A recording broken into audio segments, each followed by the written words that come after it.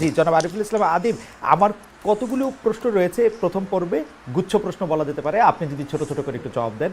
একটি প্রশ্ন হচ্ছে যে আপনাদের মানে যখনই আহ্বায়ক কমিটি গঠিত হয়েছিল তখন একটি কথা হয়েছিল যে জাতীয় নাগরিক পার্টির একটি পার্টি কাউন্সিল হবে। আপনাদের পার্টি কাউন্সিলটা আসলে কবে, মানে ঠিক হয়েছে কিনা? ধন্যবাদ আপনাকে প্রশ্নটি করার জন্য। আমাদের জাতীয় নাগরিক পার্টির আহ্বায়ক কমিটি 1 বছরের জন্য গঠিত হয়েছে। আমরা 28শে ফেব্রুয়ারি আমাদের যাত্রা শুরু হয়েছে।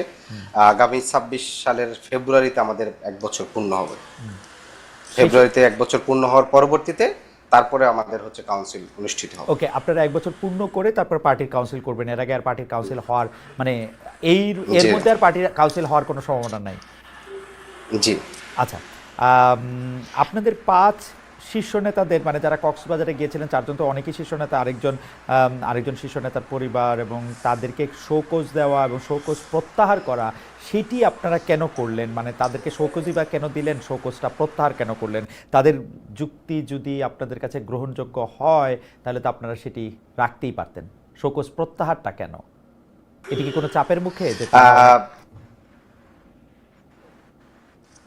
না, এখানে যদি চাপের মুখে আপনি যে প্রশ্নটি করছেন, আমি মনে হয় একটু সংযোগ বিচ্ছিন্ন হচ্ছে, তারপরে বলতেছি।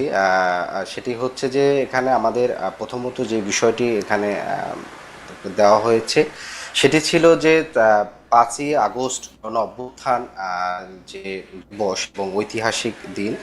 আসলে আপনি যদি গণ অভ্যুত্থানকে ইমেজ আকারে দেখেন, ইমেজ আকারে দেখলে অ্যাবসলিউটলি অভ্যুত্থানের মূল যারা নেতৃত্ব ছিল, বিশেষ করে আপনি হাসনাত আবদুল্লাহ, সার্জিস, নাহিদ বা অন্যান্য সবার যে নামটা আসে, সেই জায়গা থেকে গণ অভ্যুত্থানের দিন একই দিনে যখন তারা ওই অনুষ্ঠান না করুক কিন্তু একটা সফরে যায়, ব্যক্তিগত সফর, তারা যেটা ব্যাখ্যা করেছে ব্যক্তিগত সফরের জায়গায়, সেই জায়গা থেকে এই তথ্যটি যখন সাধারণ শহীদ পরিবার কিংবা আহত কিংবা অন্যদের ভিতরে আসে এবং রাজনীতি যারা গণ অভ্যুত্থানে অংশগ্রহণ করছেন তাদের মধ্যে একটা, তাদেরকে রাজনৈতিক সচেতনতা কিংবা রাজনৈতিক প্রজ্ঞার জায়গায় কিছুটা প্রশ্ন আসে। ফলশ্রুতিতে সেই জায়গাটি কেন তারা রাজনৈতিক প্রজ্ঞার জায়গাটি হচ্ছে তারা খেয়াল করেননি, মূলত সেই জন্যই মূলত তাদেরকে এই শোকজটা দেওয়া হয়েছে। পরবর্তীতে তারা যখন এই বিষয়টিতে তারা সন্তোষজনক অ্যান্সার করেছেন, তার পরবর্তীতে তাদেরকে সেই শোকজটি প্রত্যাহার করা হয়েছে।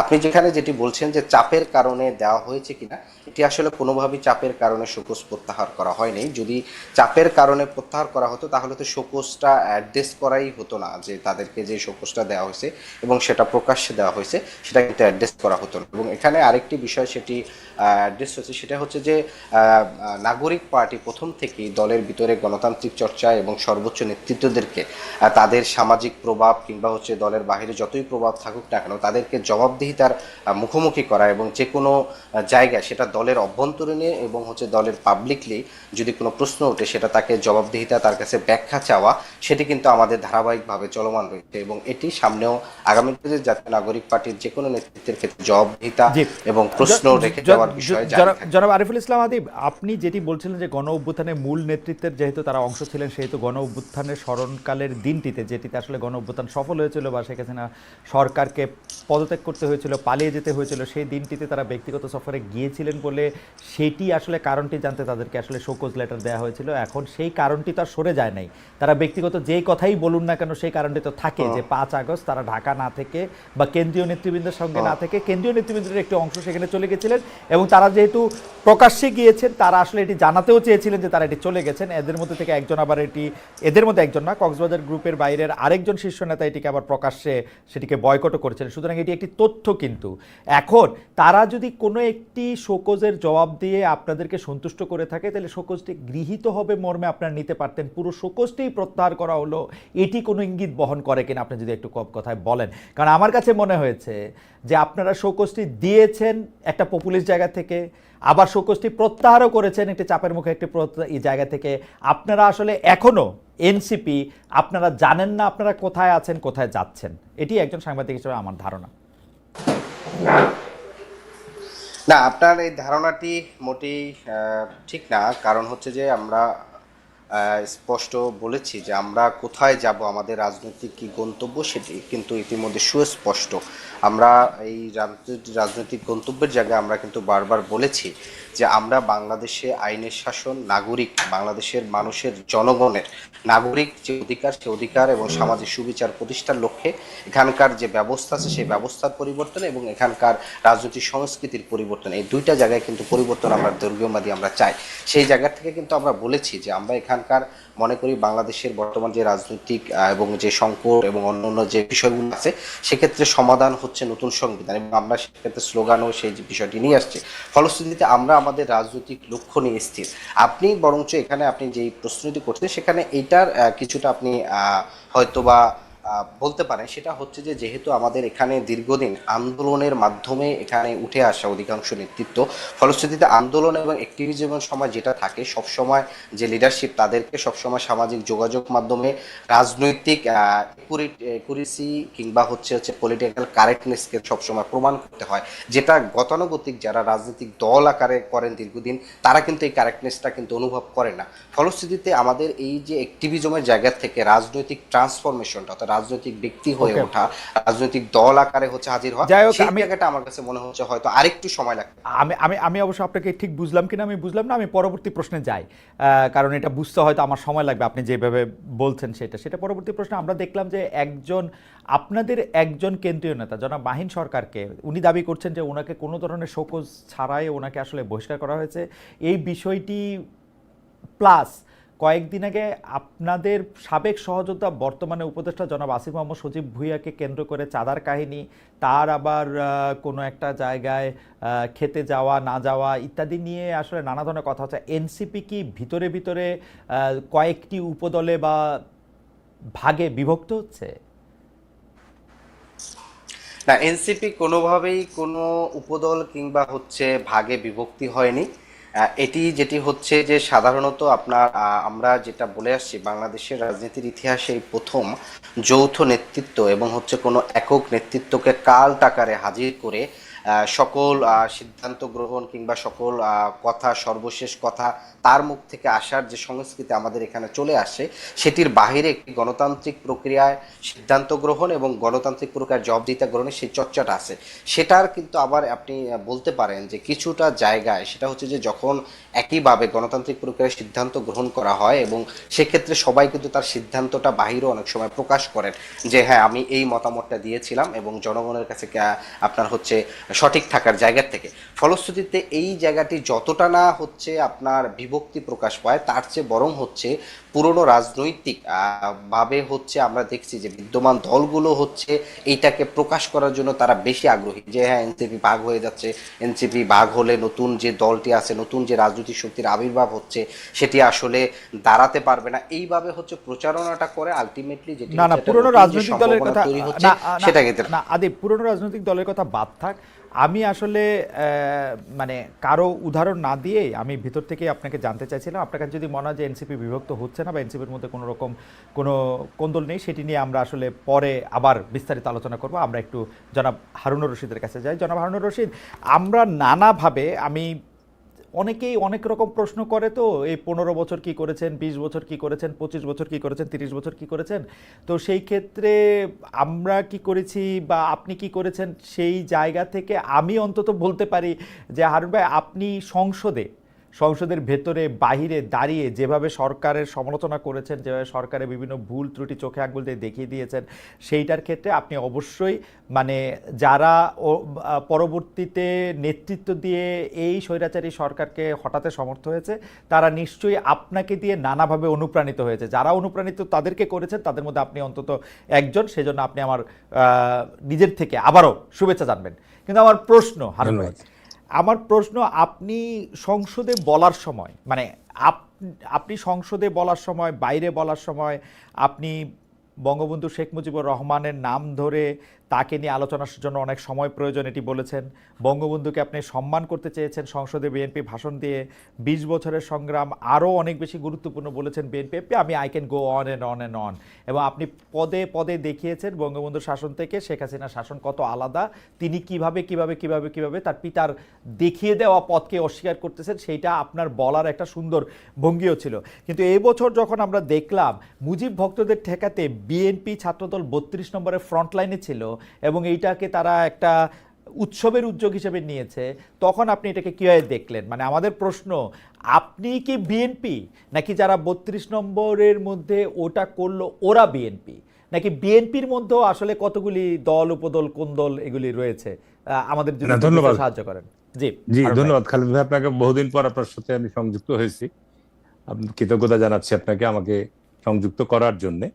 এবং নিঃসন্দেহে আমি যেটা বলবো যে আমরা তো একটা সংকটময় সময় অতিক্রম করছি, এবং বলার অপেক্ষা রাখে না যে আমার গত 18 সালে যে জাতীয় সংসদে আমার যোগ দেওয়া, এটা আমার জীবনে একটা ঐতিহাসিক ঘটনা। এবং আমার ওই সময় যে বক্তব্য বা ওই সময় যে ভূমিকা বা দায়িত্ব, এটাও একটা ঐতিহাসিক বিষয় ছিল। মূলত বাংলাদেশের এই 50 বছরের ইতিহাস বিশ্লেষণ করলে এটা আমরা সকলেই একমত হব যে বাংলাদেশে 71 থেকে শুরু করে 24শে জুলাই আগস্ট পর্যন্ত আমরা কোনো সময় রাজনৈতিক সমাধানগুলো আলাপ আলোচনা সংলাপের মধ্য দিয়ে নিষ্পত্তি হয়নি। সব সময় এক পক্ষ হেরেছে আর এক পক্ষ বিজয় লাভ করেছে। ঠিক এখনো কিন্তু তাই। আমরা এই 24শে জুলাই আগস্টে এক পক্ষ পরাজিত হয়েছে আর এক পক্ষ আমরা বিজয় লাভ করেছি, যে কারণে আমরা কিন্তু একটা সংকট মধ্যে দিয়ে আমরা অতিক্রম করছি আমাদের সময়। আপনি যে মূল প্রশ্নটি আমাকে করেছেন যে 32 নম্বর বাড়িতে গত 15ই আগস্ট সম্ভবত, সেখানে আপনার বিএনপির বা আরো অনেকেই অতি উৎসাহী যুবক ছাত্র জনতা অনেকেই গিয়েছে। বিষয়টি কিন্তু আমাদের দলীয় কোনো ধরনের সিদ্ধান্ত ছিল না।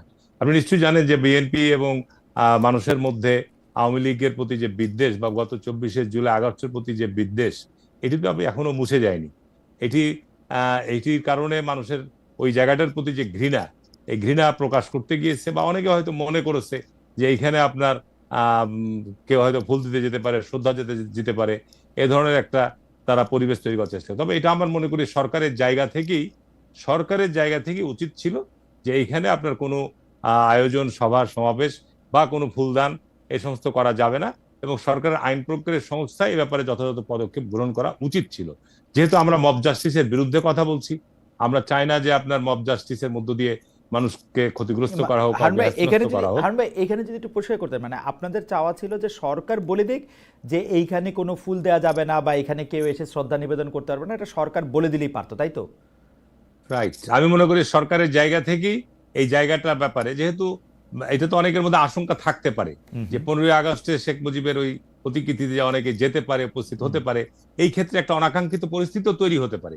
এই ক্ষেত্রে আপনার স্বাভাবিক কারণে যারা যাবে, আবার যারা এটা প্রত্যাশা করছে না, সেটা নিয়ে একটা অনাকাঙ্ক্ষিত ঘটনা ঘটতে পারে।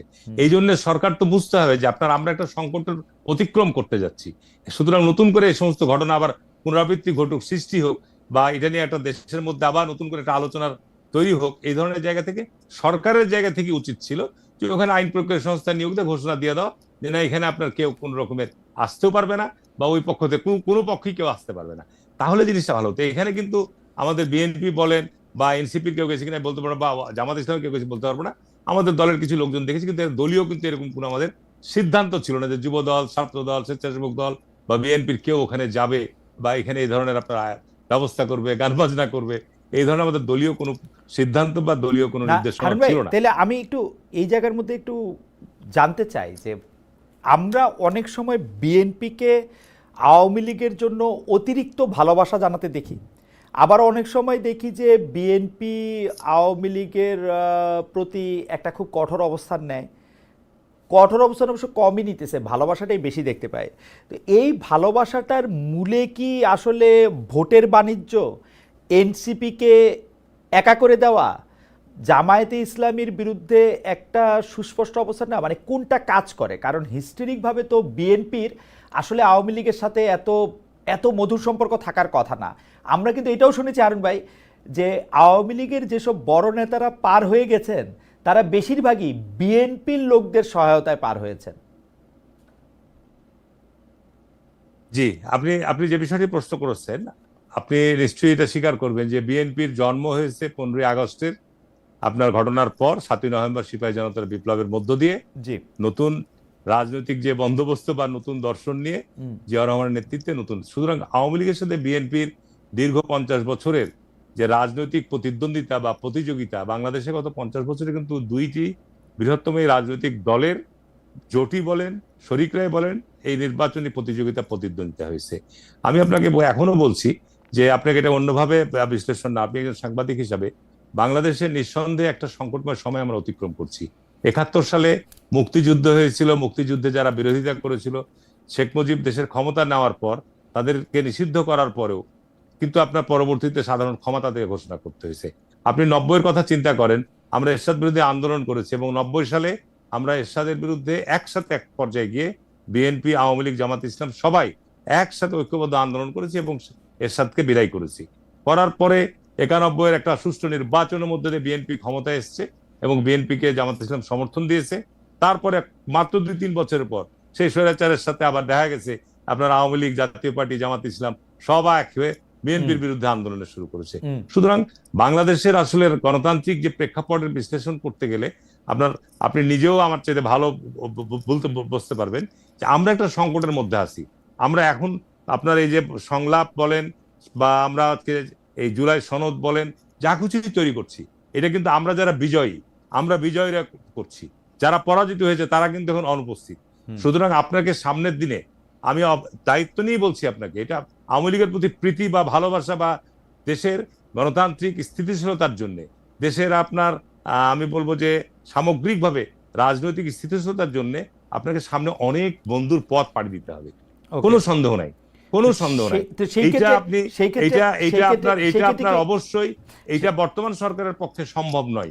এবং একটা রাজনৈতিক সরকার যখন আসবে তখন রাজনৈতিক সরকার অনেক ধৈর্যের সাথে বোঝাপড়ার মধ্য দিয়ে আমার এটা নিয়ে তর্ক নাই, কিন্তু সেদিকে এটা নিয়ে তর্ক নাই হারুন ভাই। তাহলে আপনারা কি আসলে একটা ঐক্যের বা যেটি আপনাদের নেতা বলতেছেন একটি জাতীয় ঐক্যমতের সরকার বা জাতীয় সরকার, আপনারা সবাইকে সরকারে নিয়ে একটি দেশ গঠনের প্রক্রিয়া থাকতে চান, যে উই আর দে, কোনো বিভেদ চান না, ব্যাপারটা কি এরকম?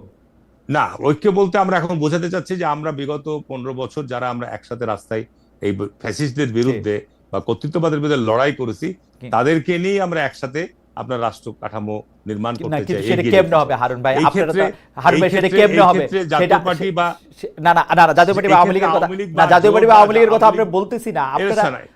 কিন্তু আপনাকে আমি বলি খালেদ ভাই, এখানে এই মুহূর্তে কেউ দায়িত্ব নিতে পারবে না।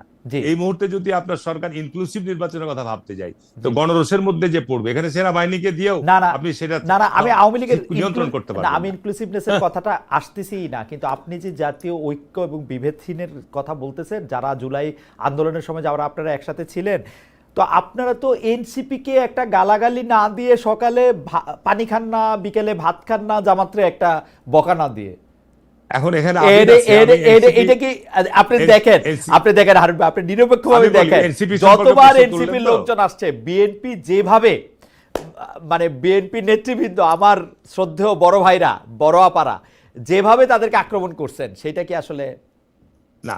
আমি এনসিপির ব্যাপারে আমার যে বক্তব্য মন্তব্য, দেখেন, আমি এনসিপির আজকে যারা ছাত্র প্রতিনিধি এই নতুন যে রাজনৈতিক দলটি গঠন করেছে, এনসিপি কিন্তু সত্যিকার অর্থে আমার ব্যক্তিগত, আমরা ছাত্র রাজনীতি করেছি এবং ছাত্র রাজনীতি থেকে এমপি হয়েছি, এতদূর দলের একটা গুরুত্বপূর্ণ দায়িত্ব পদবি আপনার পরিচালনা করেছি।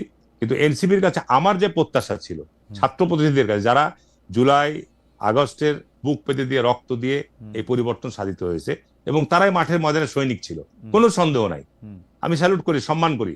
কিন্তু কথাটা হচ্ছে যে তাদের এই পরিস্থিতিতে যে ভূমিকা বা যে দায়িত্বটা আমরা জাতি প্রত্যাশা করছিল বা আমরাও নিজেও প্রত্যাশা করছিলাম, যে বাংলাদেশকে সত্যিকার অর্থেই ঠিক করতে গেলে যে শক্তিটা ছিল ছাত্রদের, যে শক্তিটা দরকার ছিল, যে রাষ্ট্র কাঠামো সাংবিধানিক প্রতিষ্ঠানগুলোকে ঠিক করার জন্য যে রাজনৈতিক দলগুলো আছে তাদেরকে প্রেসারে রাখার জন্য যে দরকারটি ছিল, সেই জায়গাটা কিন্তু এনসিপি অর্জন করতে পারে না। ওকে, ফাইন। আমি হারুন ভাই আবার এই কথাটা আমি খোলাখুলি ভাবে বলছি না, হারুন ভাই আমি আপনার কাছে আসবো। এনসিপিকে আমি সমালোচনা করি, কথা বলি, কিন্তু এনসিপির যারা দায়িত্বে আছে, এনসিপির যারা এই বিষয়গুলো গণমাধ্যমে আসছে, আমরা কথা শুধু না, এই জিনিসগুলো গণমাধ্যমে আসছে, এগুলো তো আমাদের জন্য শুভকর নয়।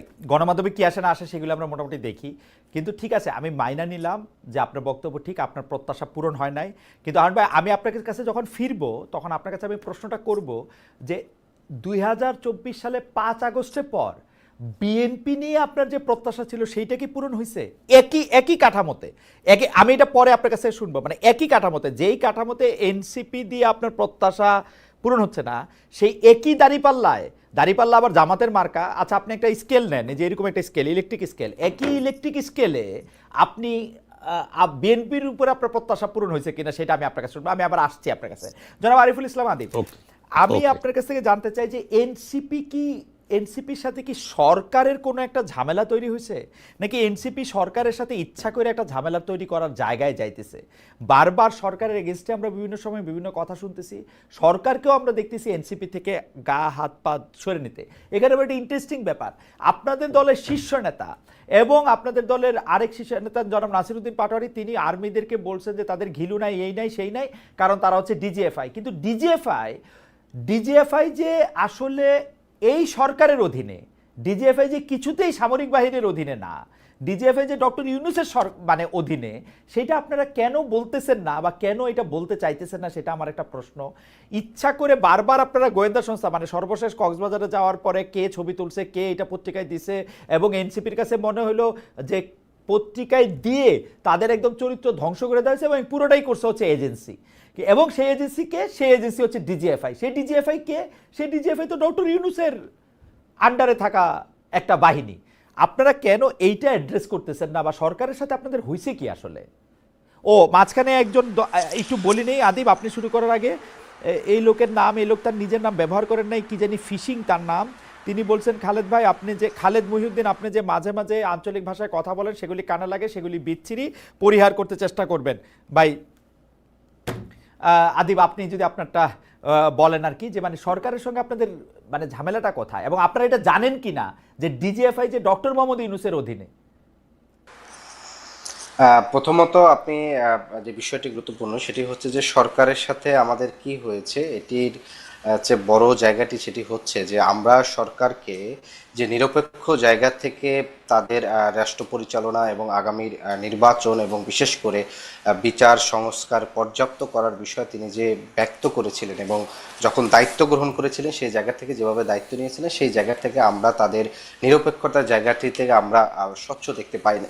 বিশেষ করে আমি নিজেই গণমাধ্যমে ঐক্যমত কমিশনের একটি মিটিংয়ে স্পষ্ট করে বলেছিলাম, যখন একটি রাষ্ট্রের প্রধান তিনি যখন লন্ডনে বসে মিটিং করেন এবং মিটিং পরবর্তীতে তাদের যে রাজনৈতিক সরকারের যে আচরণ, সেই জায়গায় আমরা লক্ষণীয় পরিবর্তন দেখতে পাই। কারণ জনাব ডক্টর মোহাম্মদ ইউনূস তিনি শুধু সরকারের প্রধান না, তিনি একসাথে বর্তমান যে জুলাই সনদ প্রণয়ন করার জন্য যে জাতীয় ঐক্যমত কমিশন হয়েছে, সেই ঐক্যমত কমিশনের একই সাথে তিনি সভাপতির দায়িত্ব পালন করছেন। আপনি তো অনেকগুলি কথা বলবেন, আপনি একটা কথার পার্ট শেষ হইলে আপনি একটু আমাকে সুযোগ দিয়ে আমি একটা প্রশ্ন করব, কারণ আপনাকে 3-4টা পার্টে বলতে হবে, সেজন্য আমি একটু, আপনি শেষ করলে আমি বলবো আর কি। জি, আপনি বল। আচ্ছা, তো সেই জায়গা থেকে আমরা যেটি দেখেছি যে সরকার এই মুহূর্তে যেই জায়গাটিতে আসছে সেটি হচ্ছে যে সরকারের কিন্তু এক ধরনের হচ্ছে একদিকে হেলে যাওয়া, কিংবা হচ্ছে একই সাথে বিএনপির সাথে তাদের বিএনপির যে আকাঙ্ক্ষাগুলো কিংবা বিএনপির যে ইচ্ছাগুলো, সেই ডিজায়ারের দিকে একদিকে হেলে যাচ্ছে। ফলশ্রুতিতে আমরা কিন্তু এই জায়গাটি বলেছিলাম যে সরকার তার জায়গা থেকে নিরপেক্ষ থাকা এবং কোনো ধরনের রাজনৈতিকভাবে তার উপর প্রেশার ক্রিয়েট করে ওই দলের ডিজায়ার পূরণ করা, সেই জায়গাটা যেন না হয়, সেই জায়গাটা কিন্তু আমরা বারবার বলে আসছিলাম। কিন্তু আমরা দেখছি যে সরকার একই সাথে একটা কন্ট্রাডিক্টরি অবস্থা তৈরি করছে। তারা একই সাথে ধরেন নির্বাচন সংস্কার কমিশন করছে, সেই কমিশন অনেকগুলো প্রস্তাবনা তৈরি করছে, কিন্তু আবার একই সাথে আমরা দেখলাম যখন বিএনপির পক্ষ থেকে বারবার অতি দ্রুত নির্বাচনের জন্য চাপ দিচ্ছে, তারা একই সাথে কিন্তু নির্বাচন কমিশন গঠন করে একসাথে কিন্তু নির্বাচনে দিয়ে এগিয়ে গেছে। তাহলে নির্বাচন সংস্কার কমিশনটা এইখানে আমার একটু ছোট কথা আছে, যে আপনি বলছেন যে সরকার নিরপেক্ষতা হারাইছে।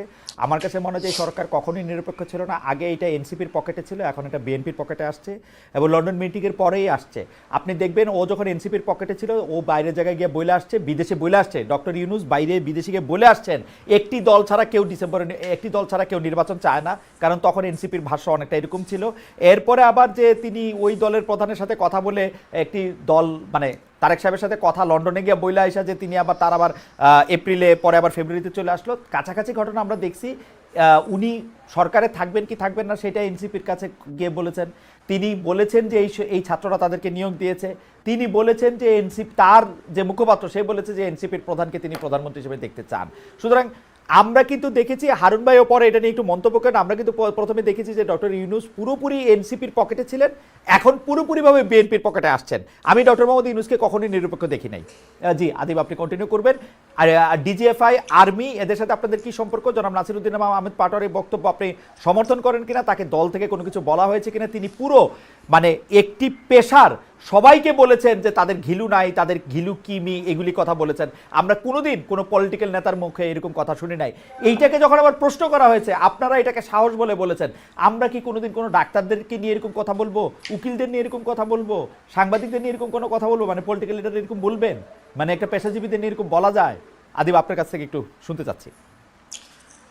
প্রথমত বিষয় যেটি হচ্ছে যে আপনি যে মন্তব্যটি করেছেন সেই জায়গাটি থেকে আমি বলতে চাই যে আহ, আহ, বিশেষ করে একটি সংস্থা যেই জায়গার থেকে কাজ করে সেটি হয়তো আপনি সে ডক্টর ইউনূসের আন্ডারে কাজ করে কিংবা তাকে হয়তো ভুলভাবে অ্যাড্রেস করা হয়েছে যে সেনাবাহিনীর বা সেনাপ্রধানকে দোষারোপ করা হয়েছে, কিন্তু বাহিনী আকারে যেহেতু তারা একই বাহিনীর থেকে আসছে, ফলশ্রুতিতে এটা রাষ্ট্রপতি মানে প্রধান উপদেষ্টার আন্ডারে থাকলেও অনেক সময় দেখেছে যে তারপরে সেনাপ্রধানের একটা প্রভাব থাকতে পারে, সেই জায়গা থেকে হয়তো তিনি এই অ্যাড্রেসটা করার চেষ্টা করেছেন। কিন্তু আমার জায়গাটি হচ্ছে যেটি যে গোয়েন্দা সংস্থা হচ্ছে ডক্টর মোহাম্মদ ইউনূসের আন্ডারে কাজ করুক বা যাই করুক, আমরা যেটি দেখেছি গণ অভ্যুত্থানের পূর্বে সংস্থাগুলোর যে রোল ছিল সেই রোলগুলো থেকে এখনো তারা সেভাবে বেরিয়ে আসতে পারেনি। আপনার কাছে কি মনে হয় না যে আপনার কাছে কি মনে হয় না ডক্টর ইউনূসের এবং তার সরকারের বিষয়টি অ্যাড্রেস করা উচিত?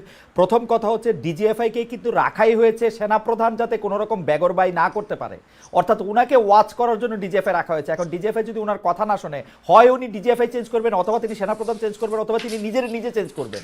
আপনাদের তো এই কথাগুলি বলা উচিত। মানে ডিজিএফআই যদি উনার আওতা থেকে বাইর হয়ে যায়, উনি প্র্যাকটিক্যালি কিন্তু ক্ষমতায় নাই বাংলাদেশে গত 30 বছরের প্র্যাকটিসে। না, প্র্যাকটিসে আপনি যেটি বলছেন যে সরকারের আসলে কতটুকু কোন সংস্থার উপর কতটুকু নিয়ন্ত্রণ আছে সেটা আইন শৃঙ্খলা থেকে শুরু করে সেই প্রশ্নটি কিন্তু সামনে আসে। আমরা কিন্তু বারবার বলেছি যে শুধুমাত্র গত 15 বছরের রেখে যাওয়া যে রাজনৈতিক ফ্যাসিবাদ হিসাবে শেখ হাসিনা এখান থেকে বিদায় নিয়েছেন, কিন্তু তারই রেখে যাওয়া যে সংস্থাগুলো আছে কিংবা হচ্ছে আপনার এখানকার প্রশাসনগুলো আছে, এই পুরোটি তো ডক্টর ইউনূসের কন্ট্রোলে নেই অনেকটা। কারণ হচ্ছে যদি এগুলো থাকতো তাহলে আপনি দেখতেন যে সরকার, স্বাস্থ্য মন্ত্রণালয় বলেন, অন্যান্য যে মন্ত্রণালয়গুলো আছে যেগুলো থেকে আমরা অতি দ্রুত বিশেষ করে জুলাই আহতের শহীদ পরিবার কিংবা আহতদের চিকিৎসা দাবি করছি, সেই জায়গাগুলোতে আমরা দেখতে পারি না। সেটা কারণ তো ডক্টর ইউনূস একটা অযোগ্য বয়স্ক এনজিও কর্মীকে সেখানে বসিয়েছেন, সেটা তার কারণ। আর সামরিক বা বেসামরিক রেখা যাও আপনি বলতেছেন তো, এই পুরো সাজায় রাখা, আমরা গত 30 বছরের অভিজ্ঞতায় পুরো সাজায় রাখা, এরশাদ সাহেবের প্রত্যেকটা জায়গায় নিয়োগ দেওয়া, প্রত্যেকটা লোক 91-তে তার এগেনস্টে কাজ করছে। ভাই, এইসব সামরিক বেসামরিক আমলাদের কোনো বুকপিট থাকে না, তারা সরকারে যে আসে বা ক্ষমতায় যে বসে তাকেই সাপোর্ট করে। শেখ হাসিনার কথা বলে এখন একজন আমলা আপনি পাবেন না তার শেখ হাসিনা কেন, কারণ এটা কোনো আদর্শের ব্যাপার না, এটা হচ্ছে ক্ষমতার পদলেহন। না, তা আপনি শেখ হাসিনার কি আমলা বলে কিছু নাই এখন বলতে এখানে না, এখানে দুটি বিষয়, যে শেখ হাসিনার যারা যে আমলা দিয়েছে তারা এই সরকারের প্রতি আনুগত্য দেখানোর চেয়ে তারা চিন্তা করে দীর্ঘমেয়াদী কারা ক্ষমতায় আসবে এবং তাদের প্রতি আনুগত্য প্রদর্শনের একটা প্রতিযোগিতা তৈরি হয়েছে, যেটা আপনি কিছুদিন পূর্বে আপনি দেখেছেন যে একজন সেক্রেটারি তিনি যেভাবে 8 জন উপদেষ্টা নিয়ে মন্তব্য করেছেন প্রকাশ্যে, এবং সেটার জন্য পরবর্তীতে আমরা দেখেছি যে একটি রাজনৈতিক দলের মহাসচিব তিনি আবার বলছেন যে না, তার বক্তব্য হচ্ছে বিএনপি বিশ্বাস করে না। ফলশ্রুতিতে যেটি হয়েছে যে আমলা হচ্ছে অনেক সময় বলা চলে যে বাঁশের চেয়ে অনেক সময় কঞ্চি বড় হয়ে যায়। আমলারা যেটা হয়েছে যে তারা উপদেষ্টাদের উপদেশ শোনার চেয়ে বরঞ্চ উপদেষ্টাদেরকে উপদেশ দিয়ে বরঞ্চ অনেক ক্ষেত্রে তারা কাজ করার বাধ্য করছেন। তিনি এখন আর আমলা না, তিনি একজন রিটায়ার্ড সেক্রেটারি, তিনি একজন রাজনীতিবিদ। তিনি তার কথা বলেছেন আপনাদের দলের একজনও কিন্তু একজন উপদেষ্টার বেতন ভাতা ফেরত চেয়েছেন। জনাব হাসনাত পাটোয়ারি বলেছেন এই স্বাস্থ্য উপদেষ্টার বেতন ভাতা ফেরত দিতে হবে। তো মানে মানে মানে মানে ঘটনা হইতেছে যে এইসব উপদেষ্টা নিয়ে তো আপনি বিএনপিকে দোষ দিবেন, এনসিপিও কিন্তু কম এই উপদেষ্টাদের আমরা এদেরও এই ব্যর্থতা জায়গাটা আমরা অ্যাড্রেস করেছি। আমরা বারবার বলেছি যে স্বাস্থ্য উপদেষ্টা তার দায়িত্ব পালনে বারবার সঠিক পালন করতে পারেনি। এখানকে স্বরাষ্ট্র উপদেষ্টার ভূমিকা আমরা দেখেছি, তিনি আইন শৃঙ্খলার কতটুকু পরিস্থিতি উন্নত হয়েছে, কিংবা আরো আইন উপদেষ্টা, বিশেষ করে কারণ আইন উপদেষ্টার তার আমরা দেখেছি যে বিভিন্ন ধরনের যে মামলাগুলো হচ্ছে সেই মামলাগুলো রাজনীতিতে টিকতেছে না কিংবা জামিন পেয়ে যাচ্ছে, এবং ফলশ্রুতিতে যেটা হচ্ছে যে যারা যে সন্ত্রাসী গণহত্যাকারীদেরকে আটক দেখতে চায় তাদেরকে আলটিমেটলি আটক দেখতে পাচ্ছে না। ফলশ্রুতিতে এই যে সমালোচনা করাটা কিংবা হচ্ছে অ্যাড্রেস করাটা, সেটা কিন্তু আমাদের আছে কিংবা হচ্ছে আমরা সেই জায়গাটি অ্যাড্রেস করতেছি। ওকে, আমি একটু হারুন ভাইয়ের কাছে যাই। আমাদের একজন দর্শক, উনার নাম হচ্ছে জুয়েল কেস, তিনি প্রতিটা দিনই, মানে আমার ধারণা উনি ওই জনাব আদিব সাহেবদের দলের কোনো একজন সদস্য। আমি আজকে এটা পড়ে দেই উনার মানে ইয়াটা, কারণ হচ্ছে উনি প্রতিদিন 100টা করে এরকম SMS পাঠান যে বিপু ভাই করে জিকির করতেন আর মুখে ফেনা তুলতেন প্রশ্ন করার সময় এককালে। তখন তো শুনি নাই বলতে বিপু ভাই আপনার কোটি কোটি টাকার উৎস কি আজকে আসছেন ছাত্রদের সবক দিতে আর নিতে কথা শোনাতে। প্রথম কথা, এই বিপু ভাই যদি নসরুল হামিদ বিপু ভাই বলা হয়, তাহলে ভাই জনাব জুয়েল কেস আপনি দয়া কইরা বিপু ভাইয়ের সাথে আমার 2টা টক শো আছে ইউটিউবে অ্যাভেলেবেল, এইটা একটু দয়া কইরা দেখেন, এক একটা 50 মিনিট 55 মিনিট কইরা। আর আমি সবক দিচ্ছি কি না দিচ্ছি, যে জনাব আদিব সাহেবের দলের যারা এগুলি করেন এগুলি একটু দেখেন ভাই আপনারা, আপনাদেরকে বলি। আমি একটু জনাব হারুন ভাই আপনার কাছে আসি। হারুন ভাই, ব্যাপারটা হইলো আপনি যে পাল্লায় যে স্কেলে এনসিপিকে মাপতে চান, যে এনসিপি দুর্নীতি করতেছে কিনা, এনসিপি কথা রাখতেছে কিনা, এনসিপি নতুন বন্দোবস্ত করতেছে কিনা, 5 আগস্টের এই পট পরিবর্তনের ক্ষেত্রে তো বিএনপিও সমানভাবে বা অংশগ্রহণ করছে বা 15 বছর ধরে এটা লিগেসি করছে। এই নতুন বন্দোবস্তের আগে 31 দফা বিএনপি দিছে। আপনি সারা বাংলাদেশে বিএনপির যত চাঁদাবাজি, যত মানে ইউনিয়ন পরিষদ অফিস, যত থানা অফিস, যত মানে ফুটপাত দখলের যত ঘটনা, সেইটাতে কি আপনি কোনোভাবে কোনো নতুন বন্দোবস্তের ইঙ্গিত পান? মানে আমি পরিসংখ্যানের দিকে যাইতে চাই না, পরিসংখ্যান দিয়ে আমাকে ভৈরা রাখছে, এই অন্তর্কন্দলে এতজন বিএনপির লোক মারা গেছে, এতজন এই হয়েছে সেই হয়েছে, সেগুলি বাদ দিয়া যদি আপনি বলেন আপনার প্রত্যাশা পূরণ হয়েছে কিনা। জি, ধন্যবাদ। জি, আপনি যে প্রশ্নটা আমাকে করেছেন যে বিএনপির কাছে যে প্রত্যাশা, খালেদ ভাই আসলে দেখেন যে এই পরিবর্তিত পরিস্থিতিতে বাংলাদেশের 50 বছর রাজনীতির যদি হিস্ট্রিগুলো আপনি বিশ্লেষণ করেন, বিএনপি যে বাংলাদেশে চাঁদাবাজি হচ্ছে না এই কথা তো অস্বীকার করছে না, কিন্তু বিএনপি প্রায় 3 থেকে 4 হাজার তাদের তৃণমূল পর্যায়ের নেতা কর্মীদেরকে আপনার বহিষ্কার করছে, দলীয় পদ থেকে তাদেরকে স্থগিত করেছে বা বিভিন্ন গুরুত্বপূর্ণ দায়িত্ব থেকে সরিয়ে দিয়েছে। ইভেন এই লাস্ট আপনার সিলেটে যে পাথরকুয়ারি, এখান থেকে আপনার যে অনিয়ম, যেভাবে প্রশাসনের বলো ব্যর্থতা এবং আইন প্রক্রিয়া সংস্থা এক্ষেত্রে যথাযথ ভূমিকা রাখতে ব্যর্থ হয়েছে, সেখানেও কিন্তু দায়িত্বশীল বিএনপি নেতৃবৃন্দদেরকে আপনার সাসপেন্ড করা হয়েছে। সুতরাং এই রাজনীতির যে সংস্কৃতিতে আগে এই ধরনের অপরাধ সংঘটিত হয়েছে দীর্ঘ 15 বছর আমরা দেখেছি যে এইরকম হত্যাকাণ্ড সংঘটিত করার পরেও তাদের ব্যাপারে দায় স্বীকার করে নাই আওয়ামী লীগ, জোট দায় স্বীকার করে নাই, বরং তাদেরকে আপনার রাষ্ট্রপতির সাধারণ ক্ষমা করে দিয়েছে। তো সেইখানে তো আপনি একটা পরিবর্তন লক্ষ্য করছেন, তাতে আমি বলবো যে আমি খুশি, তাতে আমি বলবো না যে এটা না হারুন ভাই, আপনার কথা ঠিক না, হারুন ভাই আপনি এই কথা ঠিক না। কারণ বিশ্বজিৎ হত্যার ক্ষেত্রে সামারি ট্রায়াল হয়েছে, বিচার হয়েছে, আবরার হত্যার ক্ষেত্রে 19 জনের ফাঁসি হয়েছে, সেই সব ক্ষেত্রে তারাও কিছু বিচার করেছে, সব বিচার আপনারা দেখাইতে পারবেন। আমি যেটা বলতে চাই যে বিএনপি তার চাঁদাবাজির ঘটনা তার কানে আসতেছে, সে তাকে সাসপেন্ড করতেছে, কিন্তু ঘটনা হইতেছে যে আমি এটাকে তখনই কাউন্ট করতাম যখন আর বিএনপির চাঁদায় কেউ ভয় না পাইতো। কিন্তু আপনি বিশ্বাস করেন, আপনি মাটি ও মানুষের সাথে সম্পৃক্ত মানুষজন কিন্তু বিএনপির লোকের ফোনে, ইমেইলে, মুখের কথায় ভয় পাইতেছে, পকেট থেকে টাকা দিচ্ছে কিন্তু, এবং এনসিপি যত দিচ্ছে তার 10 গুণ দিচ্ছে।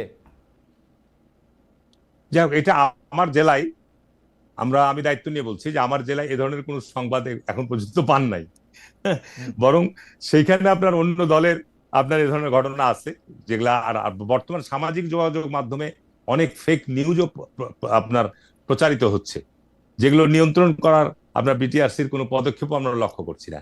আপনার ইন্ডিয়াতে একটা ঘটনা, সেইটা আপনার দেখা যাচ্ছে বাংলাদেশে সেটাকে আপনার কাটিং পেস্টিং করে বাংলাদেশের ঘটনা দিয়ে দেখাচ্ছে যে বিএনপির লোকরা আপনার টেম্পো স্ট্যান্ডে বসে বসে চাঁদাবাজি করছে, কিন্তু দেখা গেল ওই টেম্পুটার আপনার পিছন দিকে হিন্দিতে লেখা আছে এটা আপনার ভারতের একটা জায়গার ঘটনা। এই ধরনের আমাদের সামাজিক যোগাযোগ মাধ্যমে অতিরিক্ত আপনার যে সমস্ত ফেক সংবাদ প্রকাশিত, সেটাকে আমলে নেওয়ার দরকার নেই। তবে বাংলাদেশে গত 15 বছর যেহেতু গণতান্ত্রিক চর্চা ছিল না, সেখানে আমাদের সাংগঠনিক, আমি বলবো না যে আমাদের ব্যর্থতা কিছু না, আমাদের সাংগঠনিক কিছু দুর্বলতা আছে।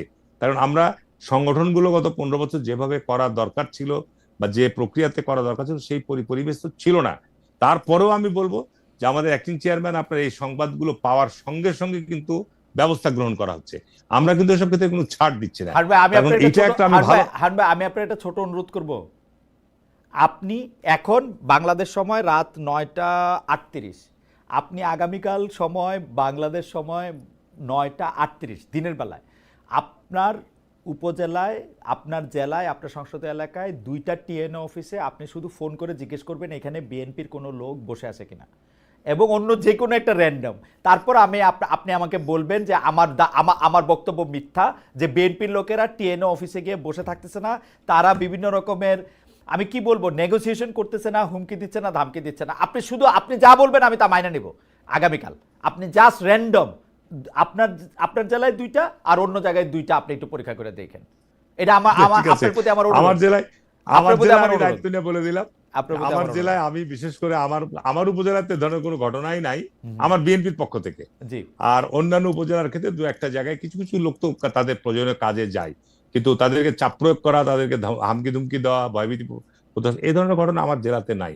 এবং আমার যেহেতু যে ডিস্ট্রিক্ট হেডকোয়ার্টার এমপি, আমার ওখানে এসপি এবং ডিসিদেরকে আমি পুরোপুরি সহায়তা করি যে আপনারা এই সময়ে অন্তত পক্ষে এই ধরনের অনিয়ম দুর্নীতির বিরুদ্ধে কঠোর অবস্থান গ্রহণ করবেন। আমার এ ব্যাপারে পরিপূর্ণ সহায়তা থাকবে। যেহেতু আমি হেডকোয়ার্টার এমপি হিসাবে এটুকু আপনাকে বলতে পারি যে আমি এই 1 বছরে প্রশাসনের এই সমস্ত কর্মকাণ্ডের ক্ষেত্রে যে সহায়তা দিয়ে আসছি, এটা বাংলাদেশের মধ্যে চাঁপাইনবাবগঞ্জ জেলার দৃষ্টান্ত হিসাবে আছে। আমি বাংলাদেশে, আপনি দেখেন 1 বছরের মধ্যে সেই ধরনের উল্লেখযোগ্য কোনো ঘটনাই গণমাধ্যম বা কোনো নিউজে আপনি নাই। ইভেন পদ্মায় আপনার সব দল মিলে, বিএনপি, আওয়ামী লীগ, জামাতে ইসলাম সবাই মিলে পদ্মায় এই মাস 3-4 আগে পদ্মায় ভরি লুট শুরু করলো বালু উত্তোলন, এবং সেটার জন্য আমাকে এত শক্তি প্রয়োগ করতে হয়েছে। আপনার পানি উন্নয়ন বোর্ডকে দিয়ে আমি মামলা করিয়েছি, এবং সেখানে আপনার পুলিশ, এসপি কে বলি, এসপি ভয় পাই যেতে, আপনার পুলিশের থানা ম্যানেজ, আপনার প্রশাসনের নিম্ন স্তরের লোকেরা ম্যানেজ, এরপরেও বাধ্য হয়ে আপনার সেখানে শক্তি প্রয়োগ করার পর আপনার সেটা বন্ধ করতে, এবং সেখানে দেখা গেছে ঠিক সিলেটের মতো ঘটনা আপনার, সেখানে সবাই জড়িয়েছে একসাথে, সবাই মিলে একসাথে শুরু করেছে, যে কারণে প্রশাসন আপনার এইসব জায়গায় পদক্ষেপ নিতে চূড়ান্ত তারা করছে কি রাত্রে বেলায় করছে। এই জায়গায় আপনি একটা খুব ভালো জায়গায় আসছেন। আমি একটু আপনার প্রশ্নটা করি। প্রশ্নটা হইলো, এই যে আমাদের পরিবেশ উপদেষ্টা বলতেছেন যে প্রশাসন পুরোপুরি ভাবে কাজ করতেছে না, কারণ আমি প্রশাসনকে বারবার বলতেছি প্রশাসনে পুরোপুরি ভাবে কাজ করতেছে না, কারণ প্রশাসন বোধ হয় আমাদের কথা শুনছে না। মানে উনি এটা বলেন নাই, আমি যতদূর ওনারে বুঝছি যে প্রশাসনটা আসলে মানে উনাদের কথা শুনতেছে না। যাদের কথা শুনতেছে তারা কি বিএনপি? এই সিলেটের পাথরগুলি কি বিএনপির লোকেরা তুলছে না? সবাই জড়িয়ে আছে। ঘটনাটা হচ্ছে প্রশাসনটা এখানে কেন আপনার ব্যর্থ হচ্ছে, কারণ বিএনপি ভয় পায় প্রশাসন না। বিএনপি না, এখানে তো বিএনপি শুধু জড়িত না। আপনাকে আমি আমার নির্বাচনী এলাকার কথাই আপনাকে একটা না, আপনি জাফলুকের কথা আগে কর, জাফলুকের কথা আগে কর, এবং সিলেটের কথা সবাই জড়িত। সিলেটের কথা আপনার জামাতে ইসলাম জড়িত, এই সবার মধ্যে বড় ভাগটা কার লায়ন শেয়ারটা কার? বড় ভাগ তো স্বাভাবিক, এখানকার কার ভাগ বড় কার ছোট আমি বলতে পারবো না, কিন্তু কথা হচ্ছে পারবেন তো হারুন ভাই, আপনি বলবেন না সেটা বলেন, পারবেন না কোন কেন? এটার সাথে সবাই জড়িত হওয়ার কারণেই আপনার প্রশাসন এই ব্যাপারে প্রয়োজনীয় আসলে পদক্ষেপ নিতে পারে না। আচ্ছা হারুন ভাই, আমি ভাইঙ্গা বলি, সবাই বলতে এই সবার মধ্যে কি বিএনপি উচিত ছিল? এই সবার মধ্যে কি বিএনপি আছে?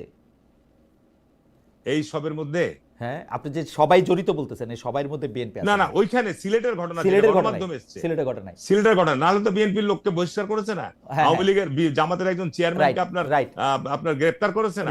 তার মানে বোঝা যাচ্ছে যে এখানে আপনার বিএনপি জামাত এটা যখন মূল শক্তি ধরেন, এরা তার সাথে জড়িত ছিল। এটা তো আমি তো আপনার গণমাধ্যমের খবর অনুযায়ী বলছি। এইটা তো আমরা সারফেসে আসে বলে জানি, যে কারণে সারা দেশের বালু, সারা দেশের পাথর এইভাবেই তোলা হইতেছে না।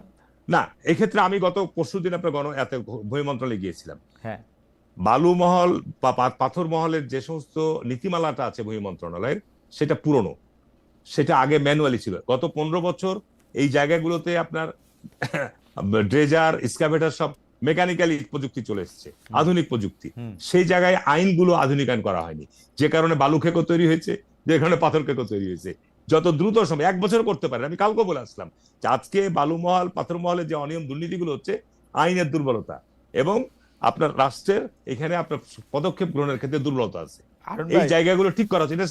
এটার সাথে রাষ্ট্রের সবাই জড়িত। আমি আপনাকে বলবো, মন্ত্রণালয় থেকে শুরু করে, আমরা না জড়িত না না না, এটার আপনার সঙ্গে। এখানে তো আইনটা তো আমরা জড়িত মন্ত্রণালয় না, থেকে তো এটা আপনারা জড়িত। বিধিমালা আপনার মন্ত্রণালয়ের আইনটা কে করবে? আচ্ছা আইনটা তো আপনার সচিবালয় করবে। আচ্ছা তো ঠিক আছে। এখানে আমার এখানে মনে হয় যে এখানে আমার যে মনে হয় যে বিষয়টা হচ্ছে, আপনার যাই হোক, আমার মনে হয় যে আপনি সবাই জড়িত বলে বারবার এর তবে মধ্যে তবে একটা কথা জি খালিদ ভাই, আমি আপনাকে খোলাখুলি বলি জি যে বর্তমান গণমাধ্যম যেভাবে এক্সপোজ এখন, এটা তো ছিল না গত 15 বছর। হ্যাঁ মানুষ এখন এগুলো পছন্দ করছে না। হুম আপনি চাঁদাবাজি বলেন, রাজনৈতিক হানাহানি বলেন, হুম এগুলো মানুষ আর পছন্দ করছে না। এটা রাজনীতিতে পরিবর্তন আসতেই হবে এবং আসবে, আমি দৃঢ়ভাবে বিশ্বাস করি এটা আসতেই হবে এবং আসবেই। তার কারণ আপনার এই অবস্থায় একটা রাষ্ট্র এগিয়ে যেতে পারবে না।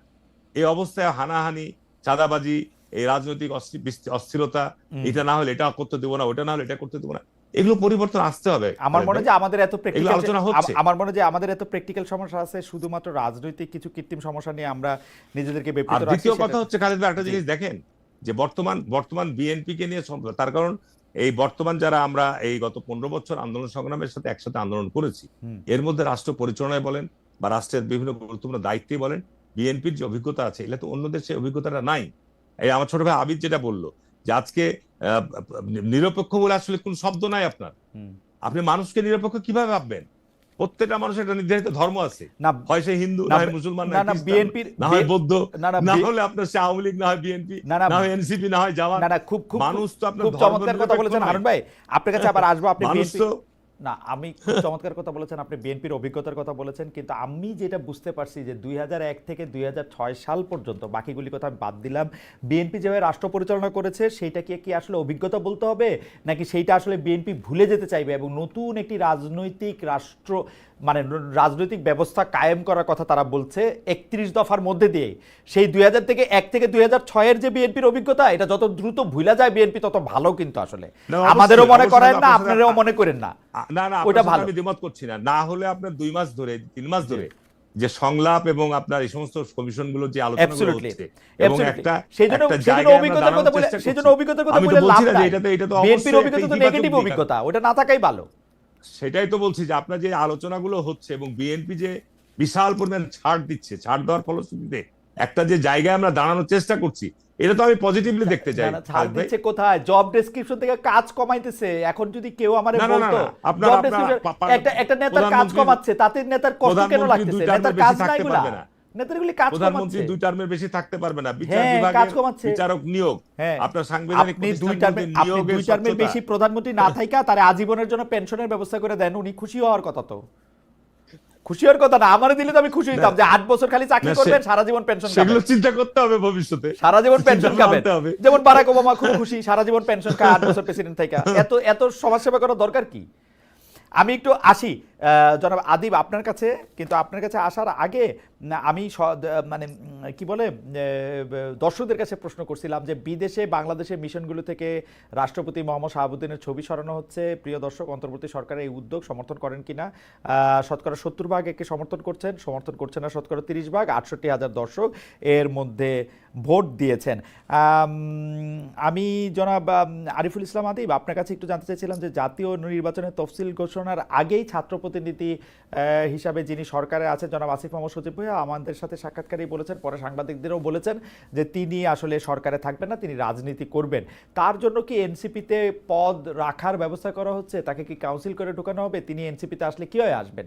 মানে আপনারা এই ব্যাপারটাকে কীভাবে মেনটেন করতেছেন? তিনি যদি আদিব, আমাদের এই সময় নষ্ট করে আর কোনো লাভ নাই, তিনিও যদিও খুব কূটনীতিকভাবে বলেছেন যে আমি এনসিপিতে নাও যেতে পারি, আমি অন্য রাজনৈতিক দল করতে পারি, বাট এটা প্র্যাকটিক্যাল না। উনারা আপনাদেরই সহযোদ্ধা, এনসিপি আপনাদেরই মানে আপনাদের দল, এই এনসিপি দলের মধ্যে থেকেই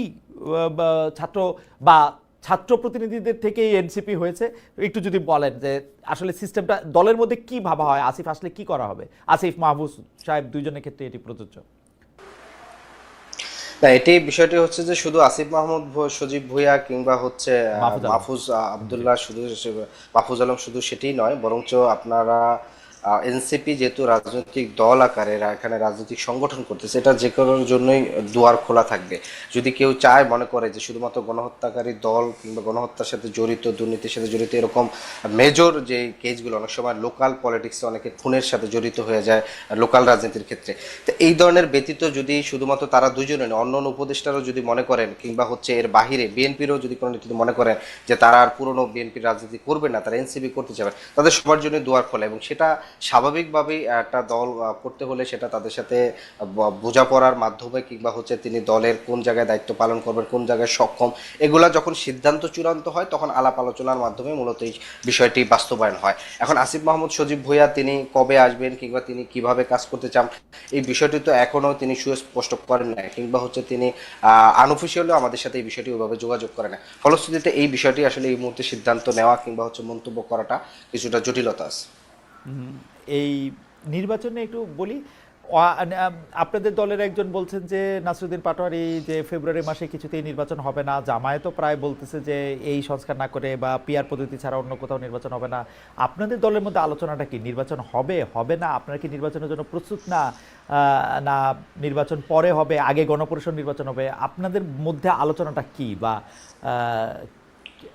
যদি আমাদের যতটুকু বলা যায় আর কি, নিশ্চয়ই আপনারা পার্টি সিদ্ধান্ত জানাবেন। আমরা কিন্তু স্পষ্ট আমরা অবশ্যই আমরা সেটি সুস্পষ্ট করেছি। আমরা দল গঠনের প্রথম থেকে আমরা বলেছিলাম যে আমরা নতুন রিপাবলিক এবং নতুন প্রজাতন্ত্র চাই, এবং সেই ধারাবাহিকতা আপনারা দেখছি যে গত জুলাই মাসে আমরা সারা দেশে যে পদযাত্রা করেছি সেখানে আমাদের স্পষ্ট লেখা ছিল যে বিচার সংস্কার এবং নতুন সংবিধানের দাবিতে জুলাই পদযাত্রা।